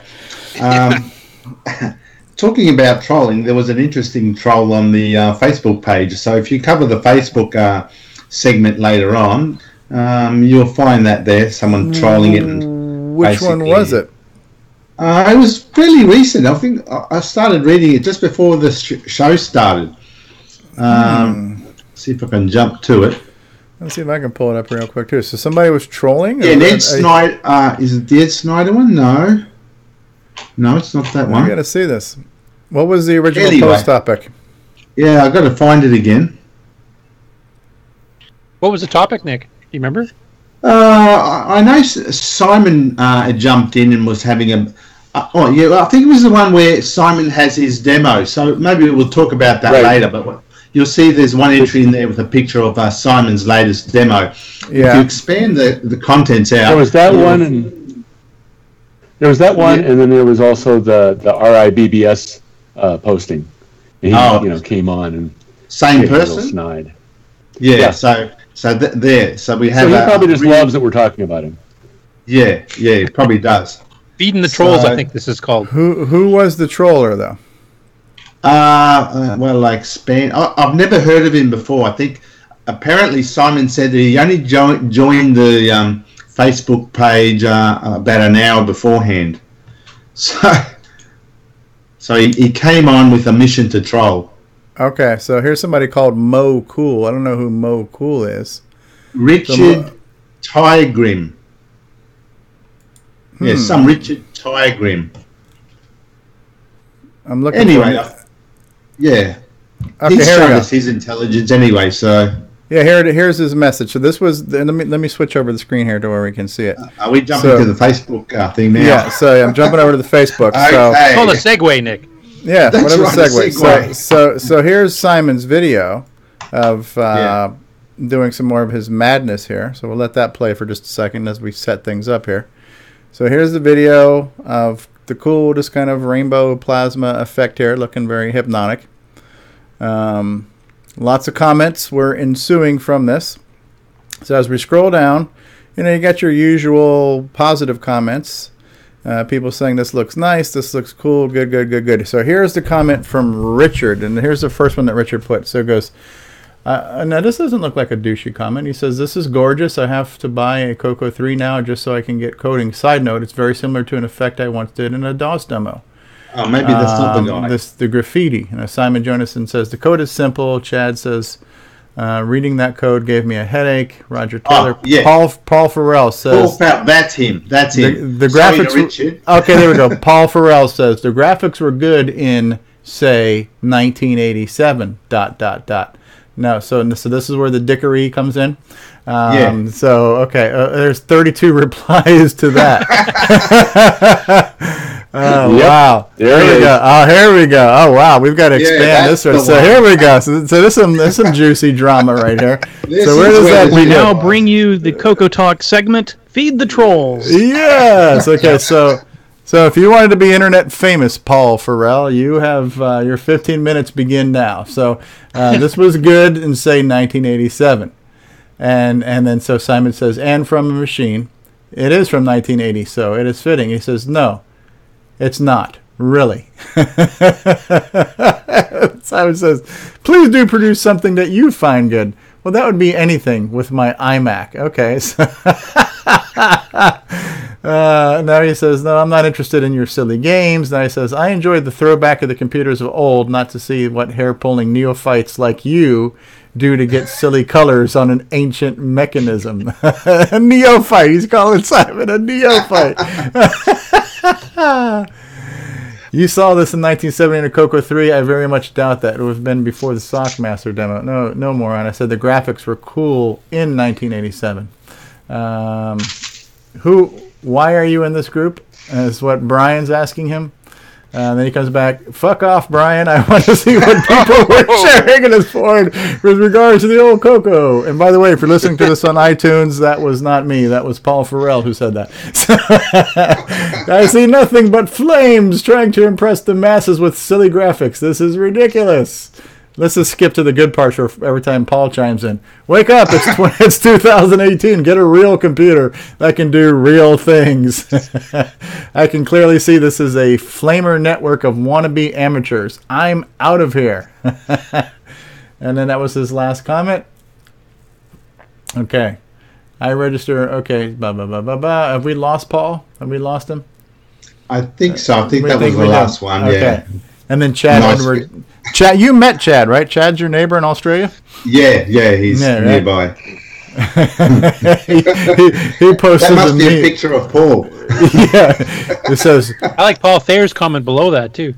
troll make internet mad. Troll like anger. Troll wants people as miserable as troll. But this guy's really good at making friends. Oh, so that was good. I missed all of that today. Oh man, Yeah, it was just before. missing out on some. Let's see what he said. Uh, Oh no, he didn't comment about the troll though.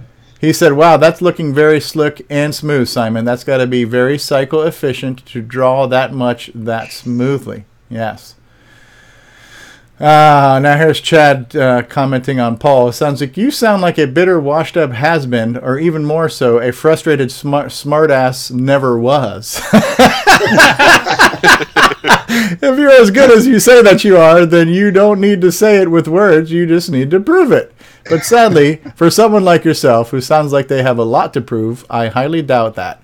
You can back it up with any real evidence. I gladly anticipate your response that you're better than anyone with a high level of programming, and then just with words. And the saying goes, when this baby hits 88 miles per hour, yeah, right.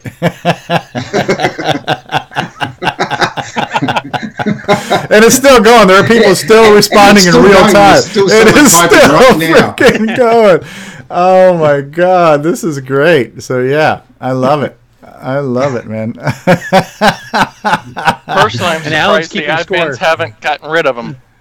Yeah, so yeah, this is great. So we need to have a whole section now. This is opened up a whole new segment that we'll call Troll Talk. So whenever we've got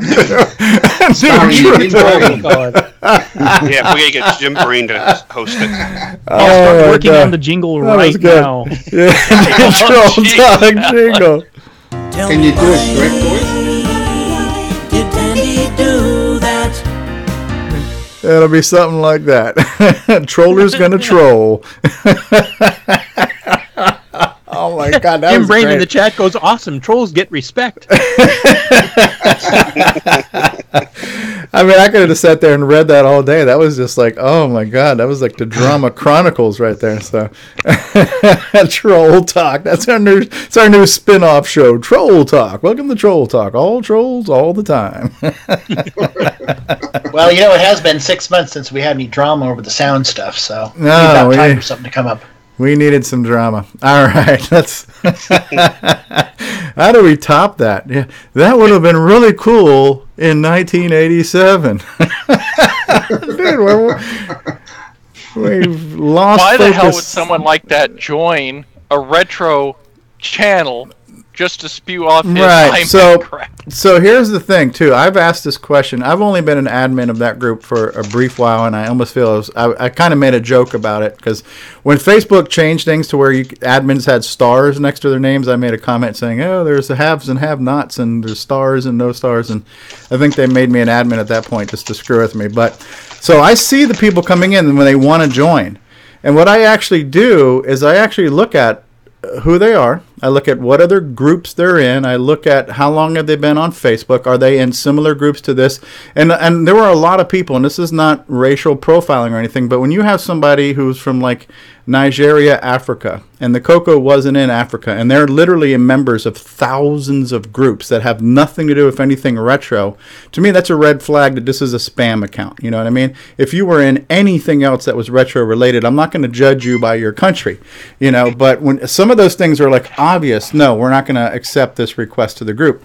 But you have somebody who might be in some other groups, you might say, okay, well now they want to check out our system. It's hard to tell sometimes, but I do try to apply some judgments to the times I can approve things, but sometimes by the time I see it, it's already been approved, and I don't know if everybody scrutinizes the requests or just lets them on. Oh yeah, I do too. Even people that friend me, the same thing. I go, what do they have in common with me? Yeah, exactly. Yeah. Another interesting thing to think about is there's I wonder how old that guy is. Is he a young fellow or is he a mature? He looked older from the picture. If the picture's accurate. Yeah, Let's go back. The picture he looked older. So here's the fun part about Facebook. Yeah, bring up his so we're picture. gonna click on Paul Farrell, and Yeah. I'm gonna go to view his profile. Now he doesn't look young by any stretch of the imagination here. So here's his picture for the world to see. You're internet famous, Paul. Here's his picture. That's it. So that's Paul. That's our troll. And this is the other thing that happens when you when you join a group and you're on Facebook. Hey, this is social media. So when we click on about where is his work and education? Well, he has no work or education, so he's unemployed and uneducated. So what else do we have going on here? What other groups is this person in? So he likes wrestling, apparently. What kind of music does Paul like here? I'm not sure. But so usually you can scroll down and see what groups. Okay, so apps and games, Atari Life. Here we go. Likes, Pyramid, Atari Life. So this guy's an Atari guy. Well, that probably says it all. So now here we go. Here's his groups. He's in TRS-80 Color. He's in Atari Age. So this probably wouldn't have struck me as a red flag. If somebody's in Atari Age and things like that, that might be. But I try to look at that when people come into the group. I just want to see, is this person a spammer, or is this a person who is going to be a right fit for the group? So, anyways, there you go, Paul. You have been made internet famous. So, hope you enjoyed that. Now that was fun. Oh my God. Oh, I even see here. Here's something here. Let me show you this. So this one says one reported post and comments in this group. So somebody reported him. So somebody actually reported this because with the F word, right? So right here where he drops the F word, somebody reported that. It's been flagged. And so what can we do here? Can we delete it? Delete the comment and mute, delete and remove, and delete and block, right? So it's probably already been done, but I'll go ahead and take the executive decision. Do we want to remove all of his posts? Oh, you take the fun out. No, exactly. So I'm just going to say decline any pending members invited by Paul in the past 7 days. All right, so we're going to block him from the group, but we're not going to delete his posts. I don't think. At least I hopefully didn't intend to, because that's good. That's just good comedy right there. So you do find a lot of people who are not familiar with computers in the 80s. Maybe they were born a lot later. To them, an old computer is something like a Pentium with a VGA card, whatever. So when they see something like a color computer or even a Commodore 64 for that matter, they think, oh, what's that rubbish, and why are they talking about that? It's just so ancient. But that guy doesn't look that old, and the fact that he's come from the Atari group, maybe he's just taking a swipe at us, saying, oh, the Atari demos are better and blah, blah, blah, Yeah. Anyway. It's all good. Haters going to hate. Troller's going to troll. By the way, you should check out Jim Brain's latest comments in the chat. What did he say? Don't tell him I made it in. I mean, you're asking, like, why do trolls come in to troll? And he goes, why? To troll, obviously. That's right. So, good time. We outed him. All right, let's run another commercial. What are we going to talk about next? Do we want to talk about more stuff? I don't know. I think we've beat Facebook to death for today. There's more things to talk about. Maybe we can save them for next week. Just give us a warning about the floppy talk. Yes. Chris and I want to speak. Do you? That's fine. All right, we'll take a commercial break, and then you and Curtis can speak. So we'll be right back after these words, people. Hi, this is Mark Overholser, and you're listening to CoCoTALK, the nation's leading weekly live talk show about the Tandy color computer. Hey, what's going on, everybody? It's me. It's Original Gamer Stevie Stroh. Gameplay. To get your copy of a Gameplay Goodness color computer gaming DVD today, head on over to 8bit256.com. There you will find several DVDs featuring color computer gameplay videos by the Original Gamer Stevie Stroh. So to get your very own copy of a Gameplay Goodness color computer gaming DVD, head on over to the Retro Swag Shop at 8bit256.com and tell them the Original Gamer Stevie Stroh sent you. Hi, I'm Mike Rowan, and you're watching the Original Gamer, Stevie Stroh. And when you're done watching, come over and listen to the CoCo Crew podcast. Hi, this is John Linville and Neil Blanchard. We are the CoCo Crew. I hope you're enjoying watching Stevie Stroh play video games, especially the CoCo games. And when you're done with that, check out our podcast at CoCoCrew.org. All right, and that was the CoCo Crew, everyone's favorite CoCo Crew podcast right there. So what is Jim saying now? Okay, don't tell him. Okay, no. Okay, yes, by all means. Can't have a show without without the David Ladd hour. All right, so David, are you going to be speaking about something with us? Yeah, it's going to be a little technical. Not too much. Before you start, we've got a brand new intro graphic for you that was produced from us from another friend from down under, Brian Joyce. So you guys ready to see the world debut premiere of the David Ladd segment intro graphic video clip? Are you ready? Yes. Here we go. We're going to do it live.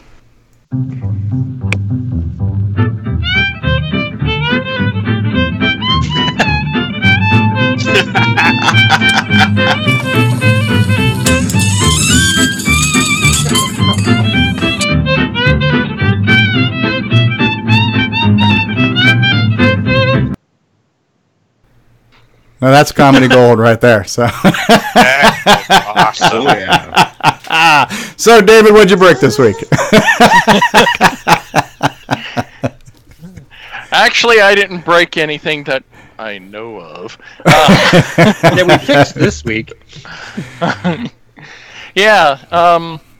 So Curtis had said something that there was a gentleman on the list that was having some problems with Nitrous 9 and certain display code graphics not working at all.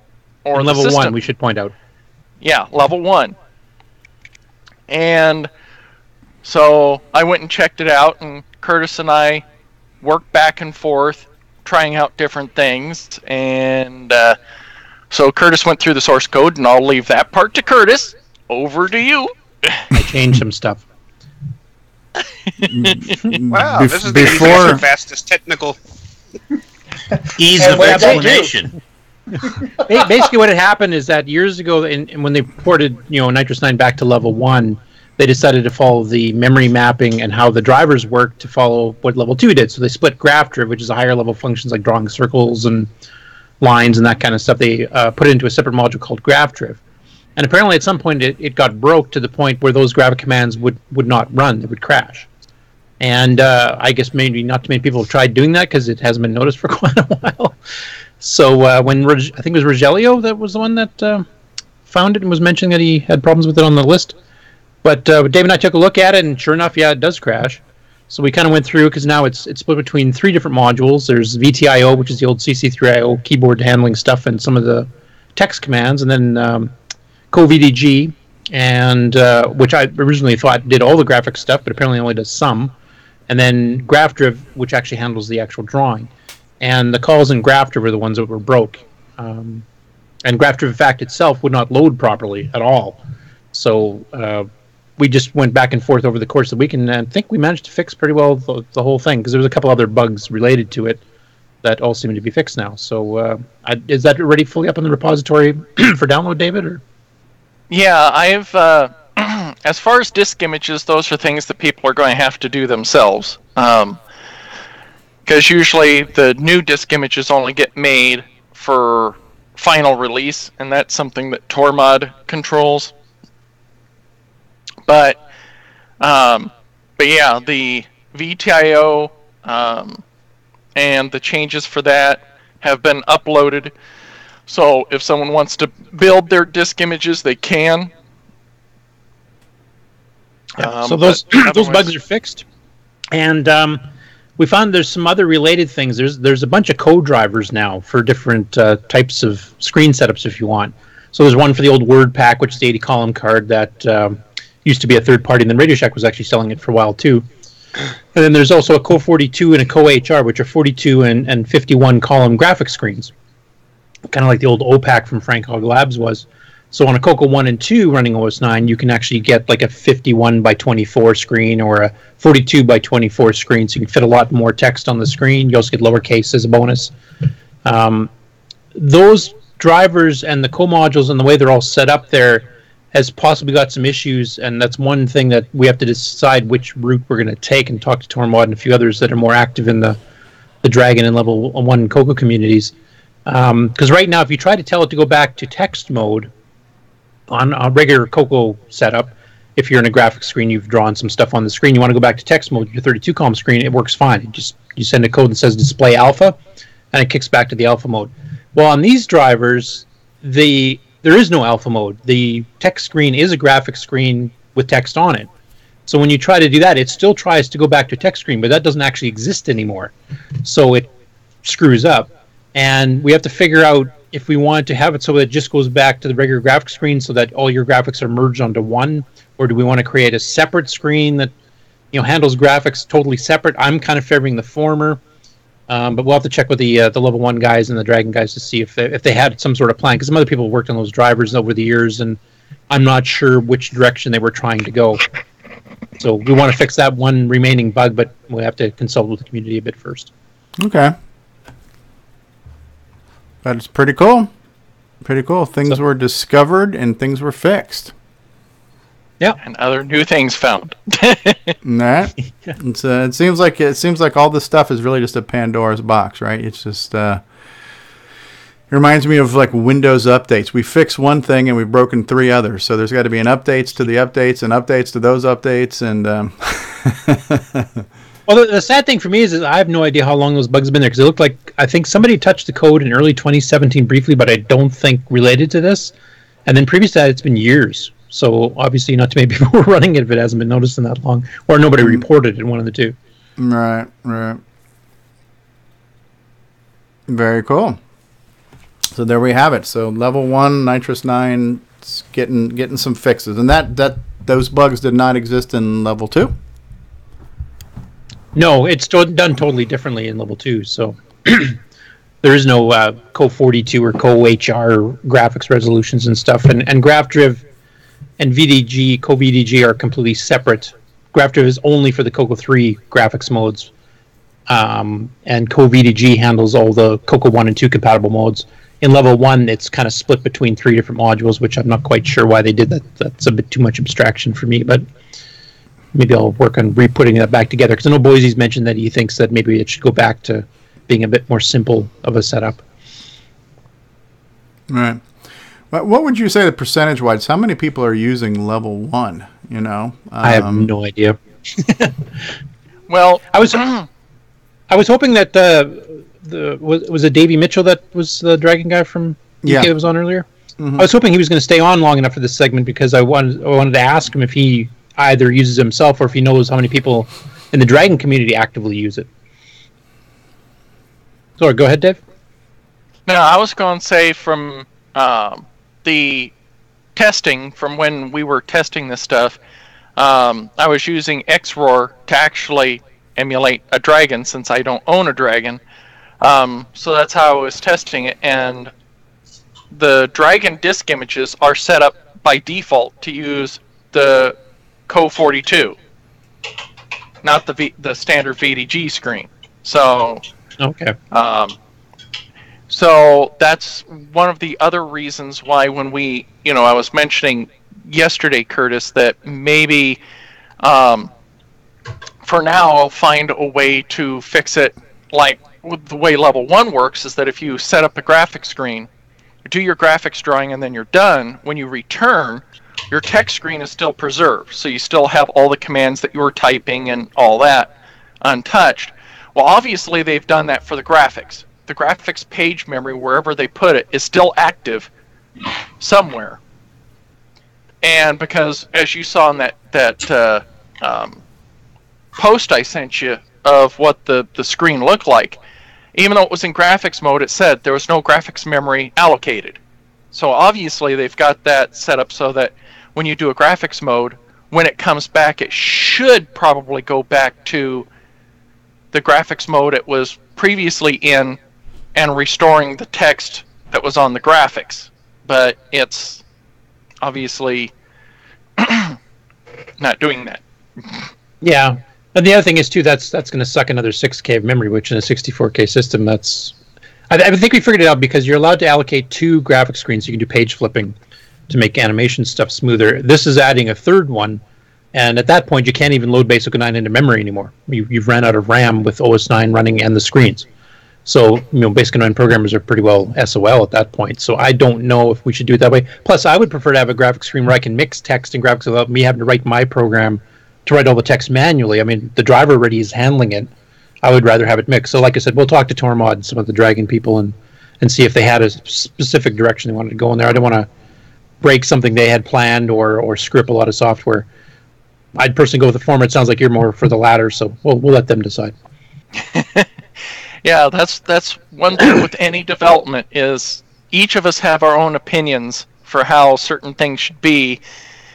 And since, someone else made these drivers, it's kind of probably should see what their direction was actually supposed to be going forward. So, yeah, and they may not actually care either way. Who knows? But we'll find out. There you go. Very cool. Yeah, I'm just kind of curious because it seems like the power of OS 9 is really on a CoCo 3 when you've got a better graphics and text screens to work with. You've got more memory. You've got the MMU. So I know it was impressive to have level 1 on a CoCo 1, but I'm just trying to figure out. It's such an odd thing to. For me, I understand playing a game. I mean, a game is just an entertainment thing. So I don't mind playing an old game on an old system because I'm providing myself with some entertainment. So I already struggle a little bit with why do we want to use an old, antiquated operating system when we've got, just like a douchebag on Facebook, we've got modern things now. But it is kind of cool that you can do this operating system and the fact that you're doing all these things. But I could see myself playing of OS 9 on a 512K or better CoCo 3 because I think that's probably about as low as I could set my standards. But I couldn't see myself doing OS 9 on a 32-column CoCo 1 or 2. Today, by today's standards, I couldn't see myself doing it. When it was new, I was like, oh, this is cool. So how many people are using it, and is it worth the time and energy to be backporting and fixing bugs on what's probably a minority-used platform? Well, I guess there's two hardware manufacturers, one over the seas, and then Jim Brain himself, who are actually doing 512K MMU upgrades for CoCo 1s and 2s. In fact, they're basing it on the CoCo 3 design, so the driver port is actually going to be quite easy. In fact, I think Tormod's got a rough version already running. So that solves the memory problem somewhat. Yep. So then you have 512K to fiddle with, just like a CoCo 3, and you just have lower graphics. I mean, you'd have to run these graphic screens to simulate text with 42 or 51 columns, so it's kind of in between. So, and plus for Dragon people, this is like the only real option if they don't have a CoCo 3. So, Yep. But at that point, you're doing level 2, though, aren't you?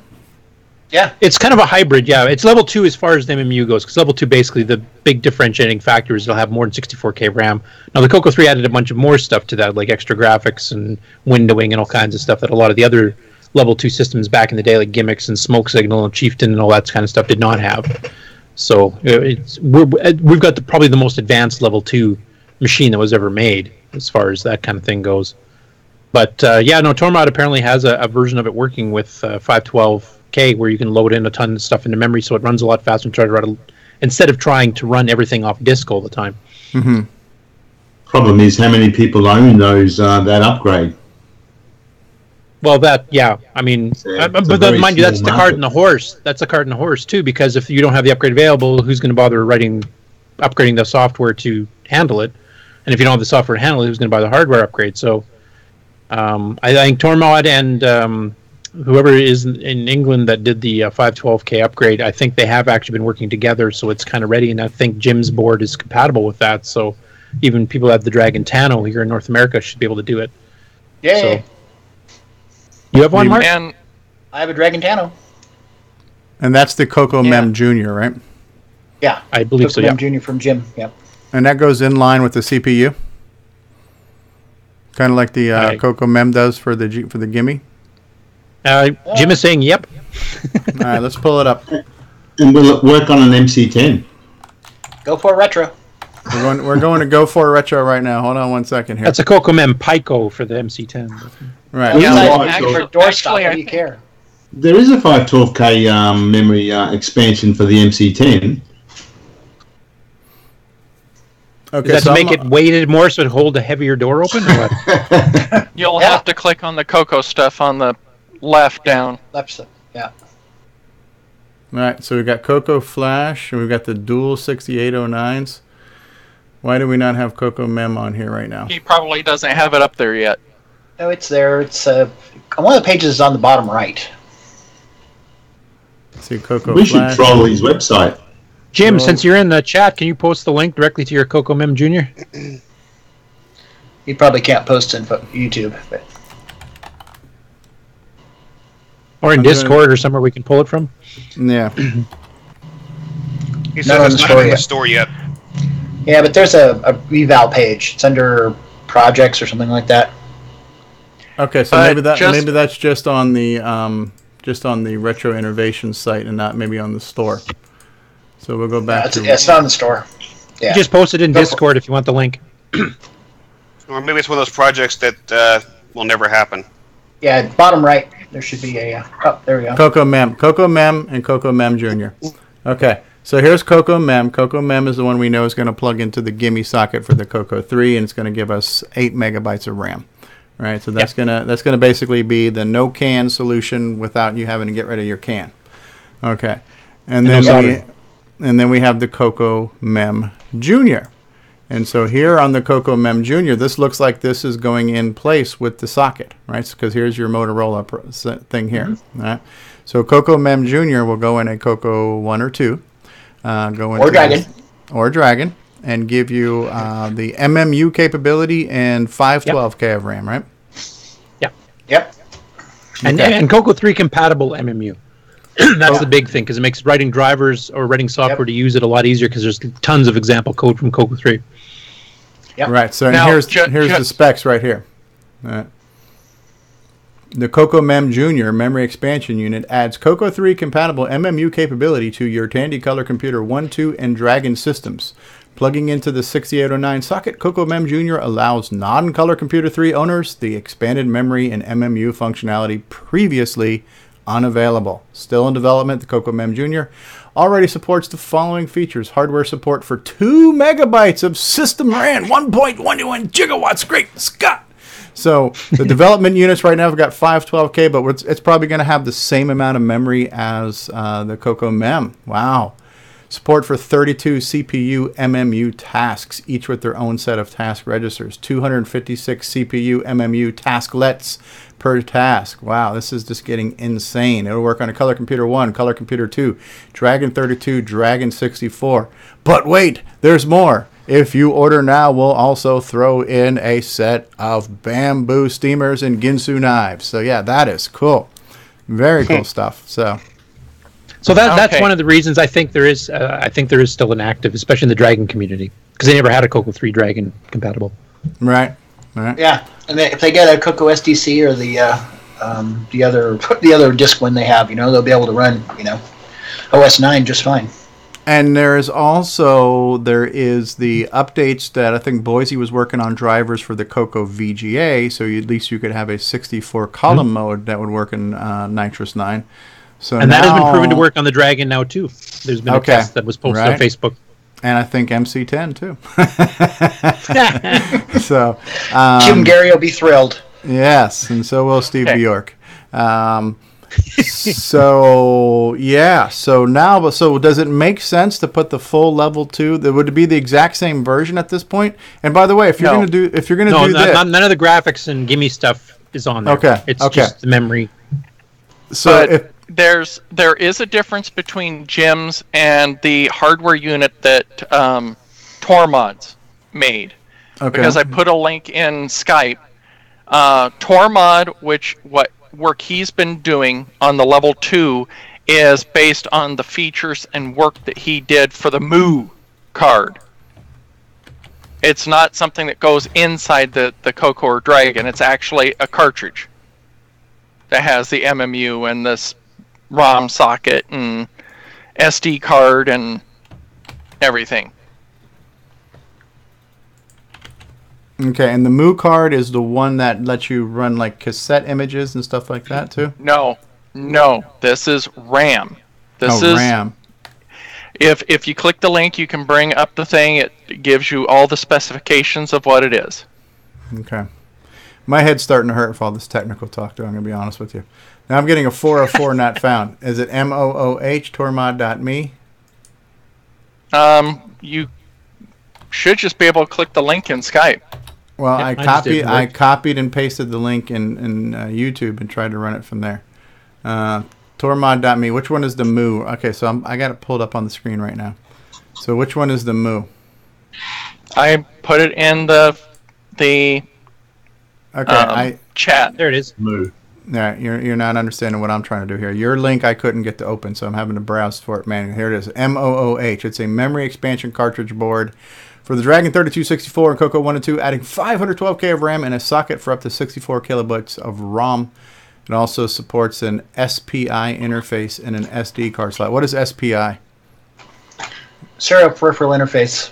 Ah, okay. 512K RAM, handled by Dynamic Atlas Translator. Compatible with the Tandy Color Computer 3. ROM socket, so you could put some type of EEPROM on here. Board designed to allow Dragon and CoCo 1 and 2 computers to run multi-tacking operating systems such as Nitrous 9, Level 2, and Fuzzix, offering virtual address space. Okay, so that sounds a heck of a lot similar, but this one has now an SD card to do what? It's a cartridge. It's a cartridge, too. It tires up a cartridge port versus being inside. Okay, so that one goes in a cartridge port. Okay, so there are some similarities there, it looks like. Mm-hmm. Yeah. Different products, different strokes for different folks. Ease of use. And you know all David? about that, Steve. Mm-hmm. David, your URL worked for me, so. Yeah, I don't know why, but when I put it in, the first one I put in there, when I clicked on it, it just took me to a page unable to be displayed. So, yeah, it looks like David posted the same thing that I did, but maybe when I copied it from Skype, there's some extra stuff in the link that I can't see. I don't know. Whatever. But we get the idea. So there's another product that adds memory and an MMU. That one is cartridge based, where Jim's goes in the motherboard in line between the CPU. Yep. Now the other question I would ask would be, especially like on Jim's solution, if we're going to go ahead and plug this into the CPU, what would stop you from just go ahead and putting a 6309 in that socket at this point? Nothing at all. Right, so now you're really getting into some Nitrous 9 stuff on a CoCo 2. 6309, more memory, MMU type stuff. The only thing you miss now are just gimme specific things, like some graphic stuff. Now, Steve, and some just really quick. Stuff, Oh, sorry, Curtis. Now, there has been talk of some people going, why would you want to put a 6309 on a CoCo 1 or CoCo 2 or Dragon? Now, just like on a CoCo 3, just because it's running at 2 megahertz, that doesn't mean that on a CoCo 1 or 2 or Dragon that has this, under this basic, in most cases, you're not going to get any difference because software doesn't know it. But in OS 9 Level 1, which there are some games that use Level 1, if you was running Nitrous 9 Level 1, with the 6309 optimizations, which there are 2 current working branches for the level 1 with 6309, that you do get a performance increase. Okay. So also less power, so it's less strain on your power supply. Less power consumption, less heat output. Yep. Right. But level 1 Nitrous 9 6309 is already running in native mode, so you get a 10 to 15% speed increase in Nitrous 9 level 1 immediately. And there's a couple very specific optimizations we've started doing, David and me. We're going to start speeding up some of the text and some of the graphic stuff too, so that'll be coming up sometime in the future. But there's a few bits in there already that are 6309 native that are already running faster than even just native mode does. But irregardless, you get a 10 to 15% speed increase just right off the cuff. So if you want to play Biosphere or something like that, in level 1 days, you can get a speed increase right now with just having the 6309 there. And the nice thing is, most of those older machines were socketed. There's no soldering for that either. Yeah, that is neat. And you throw in this 512K or the 2 meg upgrades, from Jim or Tormod, and get the version that Tormod's working on for handling the expanded memory and stuff, and you've got kind of almost a CoCo 2B, or I guess not B, because there is a CoCo 2B. CoCo 2 Plus. CoCo 2.5. Yep, there we go. CoCo 2.5. There you go. That's kind of cool. That is very cool. Were you getting ready to say Alan? Because you just chimed in on your video here. No? All right. I'll talk to Curtis offline about some of the real good reasons for this with the older color computers, but that'll be a show and tell for a later CoCo Talk. Would something like the Interbank incident be benefit from this performance boost? Because that was a level 1 game, wasn't it? Yes. Yeah, so the native Interbank mode incident, 10 to 15% faster. Yeah. Right, because it did a lot of graphic windowing and things like that. So if that could No, I haven't tested it. If Interbank Incident sets up its own system calls, which not too many programs did, but a few did, I haven't tried Interbank, they might require a few patches first. Okay. But they'd be pretty minor ones. I just have to change register offsets. All right. Well, I think for the sake of our audience, we should start to consider to wind this show down for today. It's going on 2 hours. We have more to talk about, but that's the great thing about this show is that we do it at least once a week and sometimes more than once a week. Before we go, I do want to just maybe throw out there, if we're going to do this Temple of Rom marathon, and I know Jason's interested, I'm not sure who else is interested, what would be a good time, Jason, for you? You want to tentatively say like maybe 8 o'clock tonight or maybe push it to 9? 8 or 9 is fine with me, Eastern time. Okay. 8 or 9. So I've never played. I'd love to participate.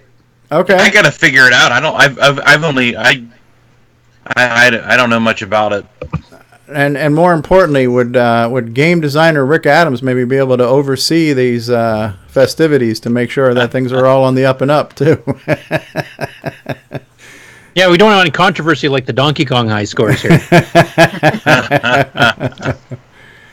So we'll get back on that. For those of you who are following us on the Facebook page, I think that playing Temple of Rom, I mean, it's kind of a long game, so it might be a long slog for a format like this. That's no different than Forest of Doom, though. Yeah, we did 4 hours. That's what I was just thinking.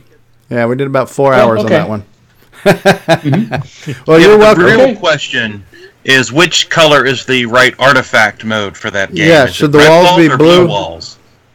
Blue walls. Blue walls. Okay. Yep. Official now. There you go. Right. You heard it here first. Yep. Steve, I wanted to mention one other thing we might want to show, just because it was such a fast update from last week, is Glenn Hewlett's Defender port. He's actually got all 3 track screens running now. Yes. I did have that on my list of and to cram that whole extra track screen in 1 week was pretty impressive. Okay, let me get that up and running. Okay, I have it paused. Give me just a second here. Full screen. We're going full screen here. We're going full screen over here. Volume's on max. All right, so here we go. This is Glenn Hewlett's latest update on his Defender transcode. I don't get sound in there yet, but it's quite all right. The graphics are impressive.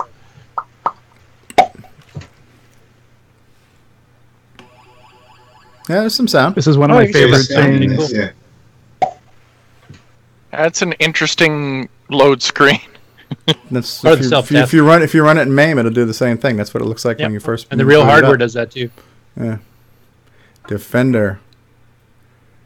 Okay. The paletting looks pretty good for only 6 bits. It's mirroring the feel of the 8-bit color palettes. That looks pretty excellent. Yeah. Now, where's the play footage? Well,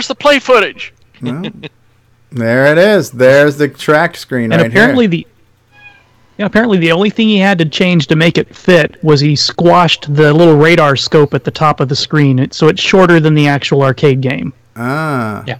This is really impressive. This is really, really, really impressive. Lander, Mutant, Baiter. I would swear this was MAME if I didn't know Bomber. Yeah.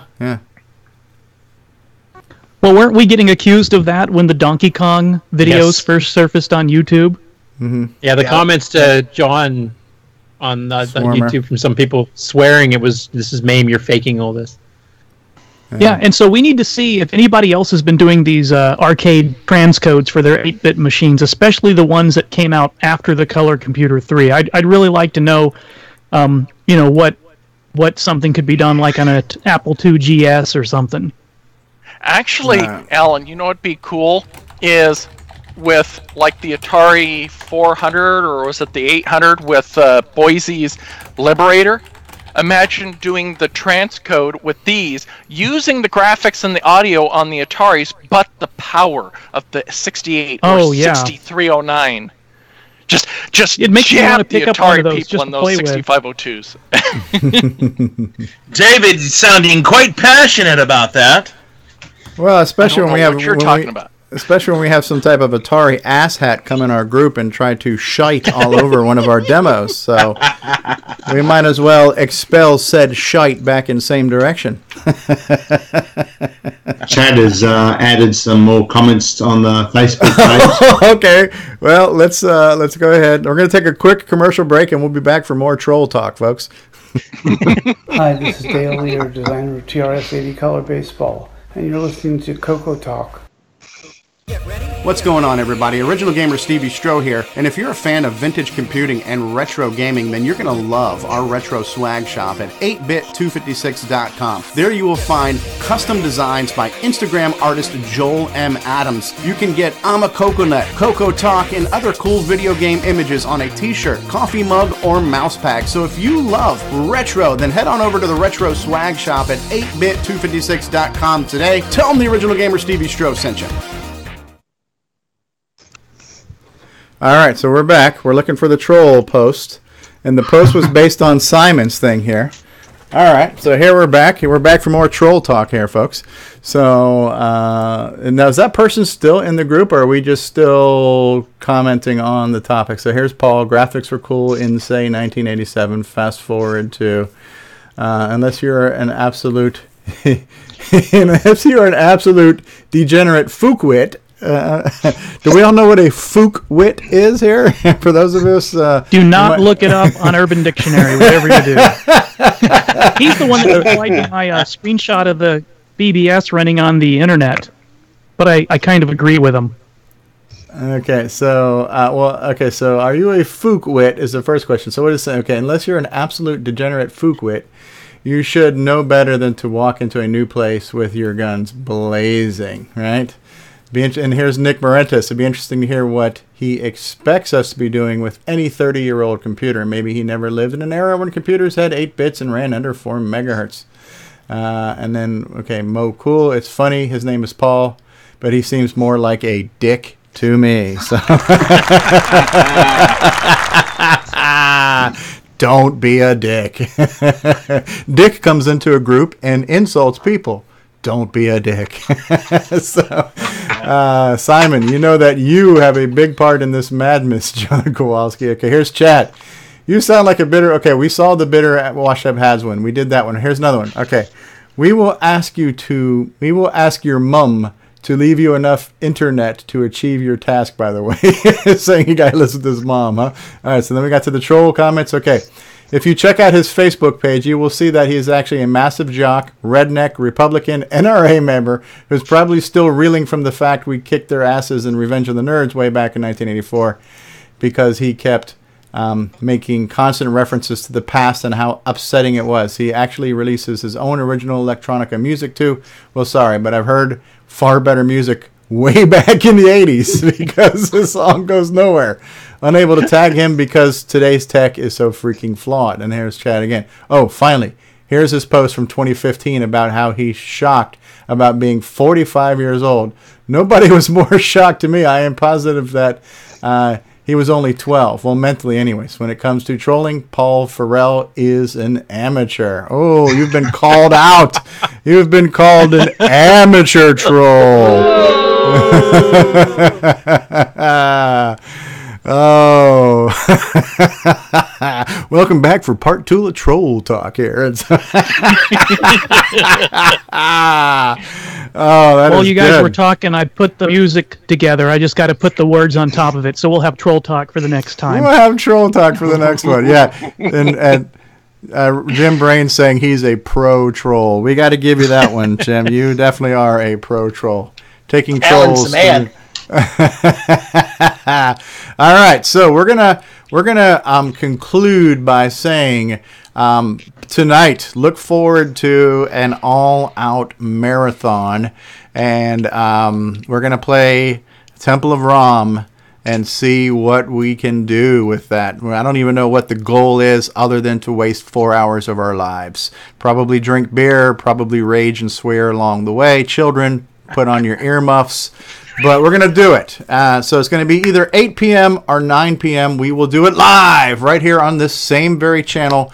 And when we have a solid time, not only will we post it in Discord for those of you who follow us on Discord, but I will also post it in the CoCo Talk Facebook group. So look for CoCo Talk Live on Facebook, and we'll put out a little, I'll create an event on the time. And we'll invite you to the event, and you can either choose to join or not to join. And Rick, if you're awake and you want to hang out with us and see how badly we play your game, we'd love to have you there if you've got the time and the inclination. Now, what time did you say it was? We're saying either 8 or 9 p.m. So we're looking at somewhere between 4 to 5 hours from now.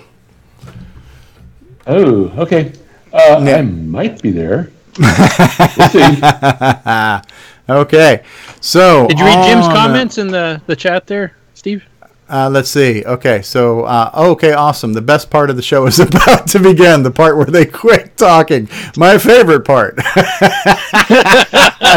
We mentioned that last night, didn't we? Didn't we say here's Jim Brain's favorite part where we end the show? Did you read the last one?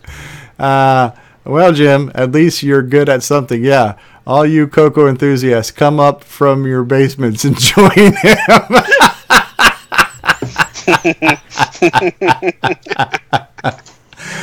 God. It's gone south really quick. Oh my God! All right, closing remarks. Grant Leighty, anything you wanna play us out with? Might want to mention something about CoCo Fest. That'd be about the only thing I can think of. They are going to take PayPal and credit cards at the CoCo Fest this year, it looks like. Yes. So that's a big plus. Yes, I actually paid for my exhibitor table with PayPal. So yeah, that was one of the news articles I had saved, but I just figured the show's going long. So CoCo Fest, you can reserve your exhibitor booth or pay your entrance fee via PayPal. Make sure you go to glensideccc.com, which it sounds like Mark Overholser is typing away on his IBM keyboard with right now.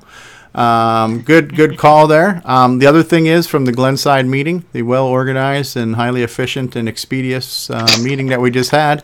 The other thing that we realized was that we're going to have a easel with high scores. So if people are playing games during the CoCo Fest, we can keep high scores. So that's kind of cool. Curtis Boyle, closing thoughts, parting thoughts, plugs, things like that.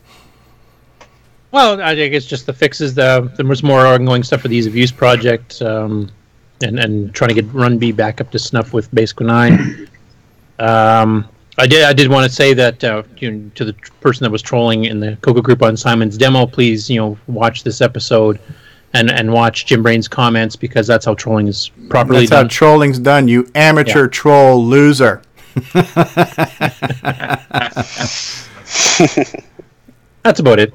Okay, Mr. Robot Shop just came in and said, where is it at this year? It is at the same place it's been for the past few years, but we'll go ahead and put that in the chat.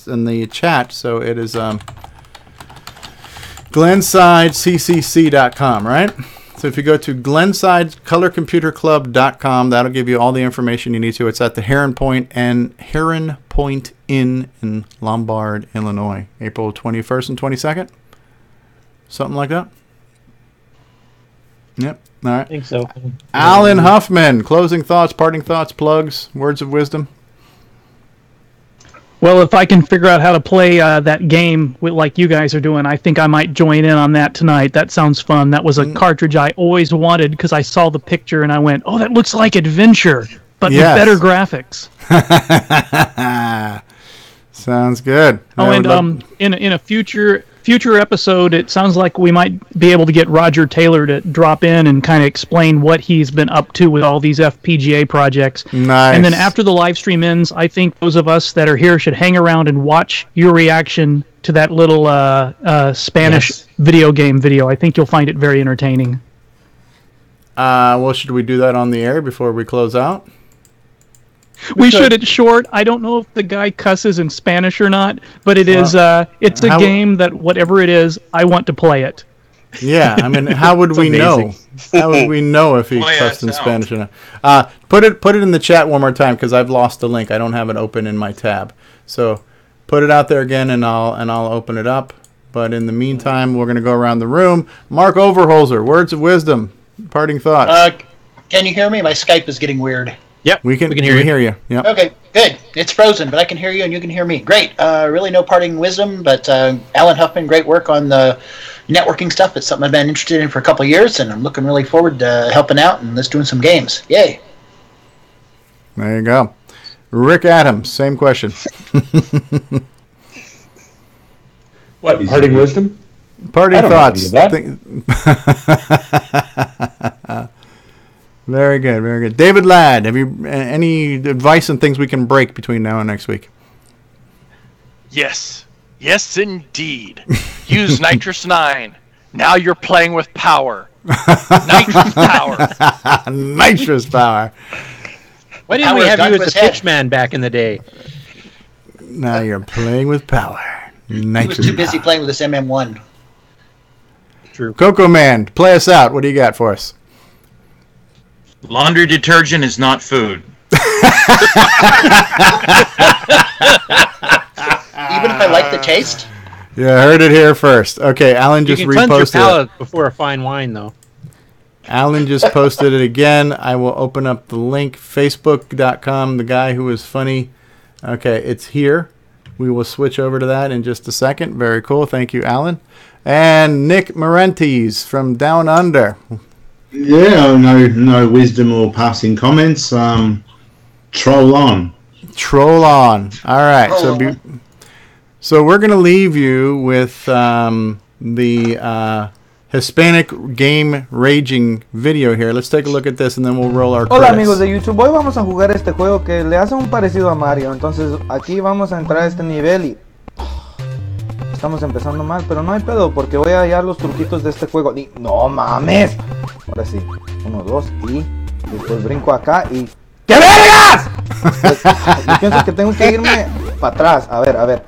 ¡No mames, el pinche techo también! ¡No mames! Toma pinches águilas, mira. Lo logré. ¡No mames! ¡Oh! Unas pinches águilas para volar. That is like I just like the game though, because it's like it's gonna screw up every otro nivel. A ver. No mames, eso de dónde chingado salió. Pues a ver, si brinco acá, a ver, espérate. Sí, no se mueve la cosa. A ver, This is like ya an evil. entiendo, es el bloque que se mueve cuando brinco. A ver, pinche brincazo. No mames. A ver, otra vez. Como Michael Jordan. No mames, pinche pared. Culero. A ver. This game's friggin' evil, Otra man. vez el brinco y ya lo logré. ¡No mames! ¡Ya me han caído la pinche pared también! A ver, ya lo logré, soy bien verga. ¡No mames!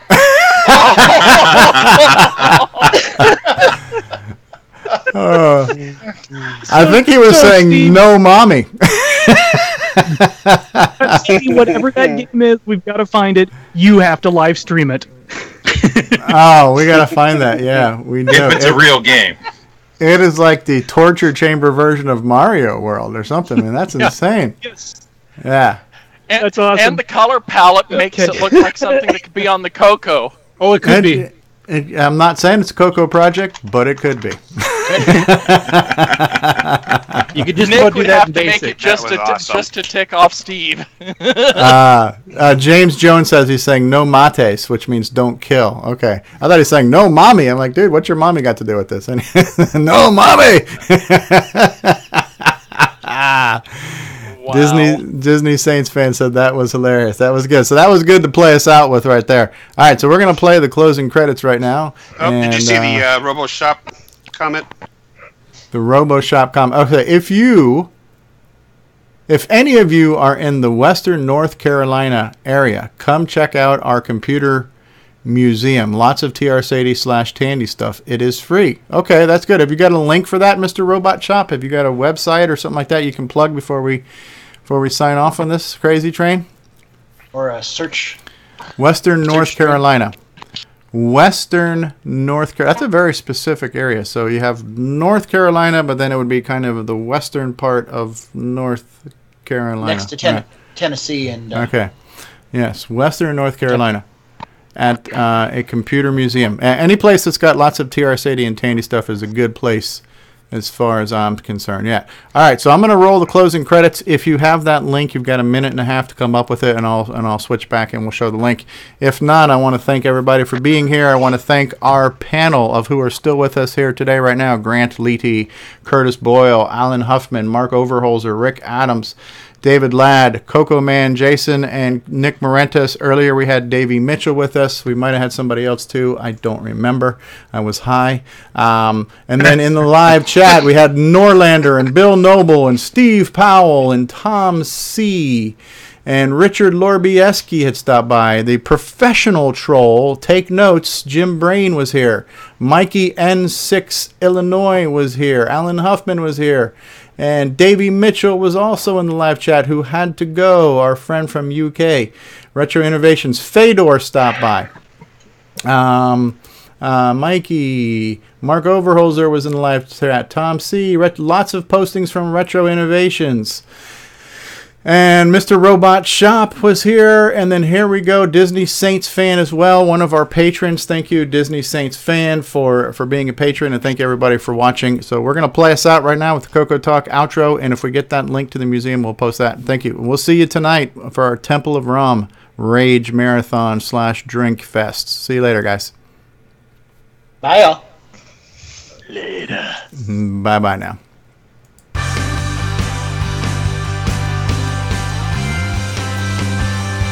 Thank you for watching CoCo Talk, the world's leading live talk show featuring the Tandy Color Computer. For all things CoCo Talk, visit us on the web at CoCoTalk.live. We'd love to hear from you. Send feedback, suggestions, even segments via email to CoCoTalk@CoCoTalk.live. If you love the color computer like we do, then visit I'mACoconut.com for all your color computer needs. Consider supporting the show with a purchase of merchandise from our retro swag shop at 8bit256.com. If you'd like to become a patron of the show, then visit our Patreon site at patreon.com/OGStevieStro. CoCo Talk would not exist without the community and its cast and crew.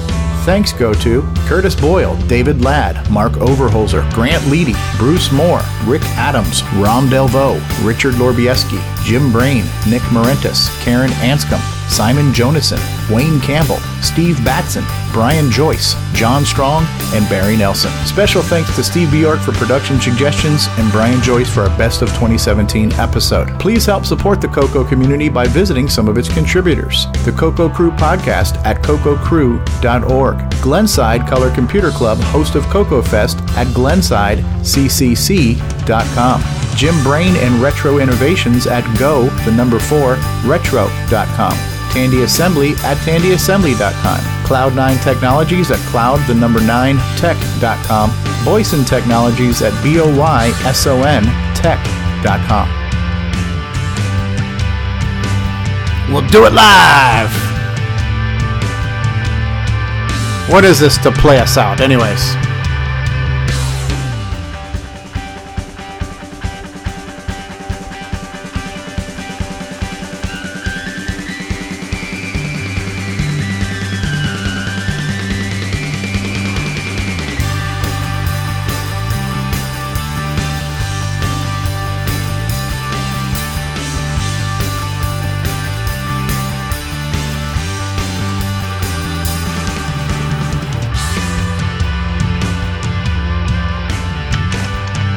We getting ready to come to the high note here?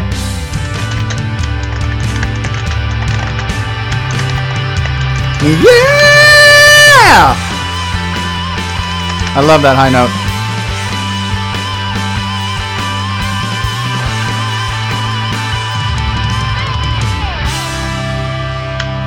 And CoCo Talk would like to remind you, if you're going to be a troll, be a professional troll and not an amateur. Esprit de corps. Yeah. Be a good troll. And we're off the air.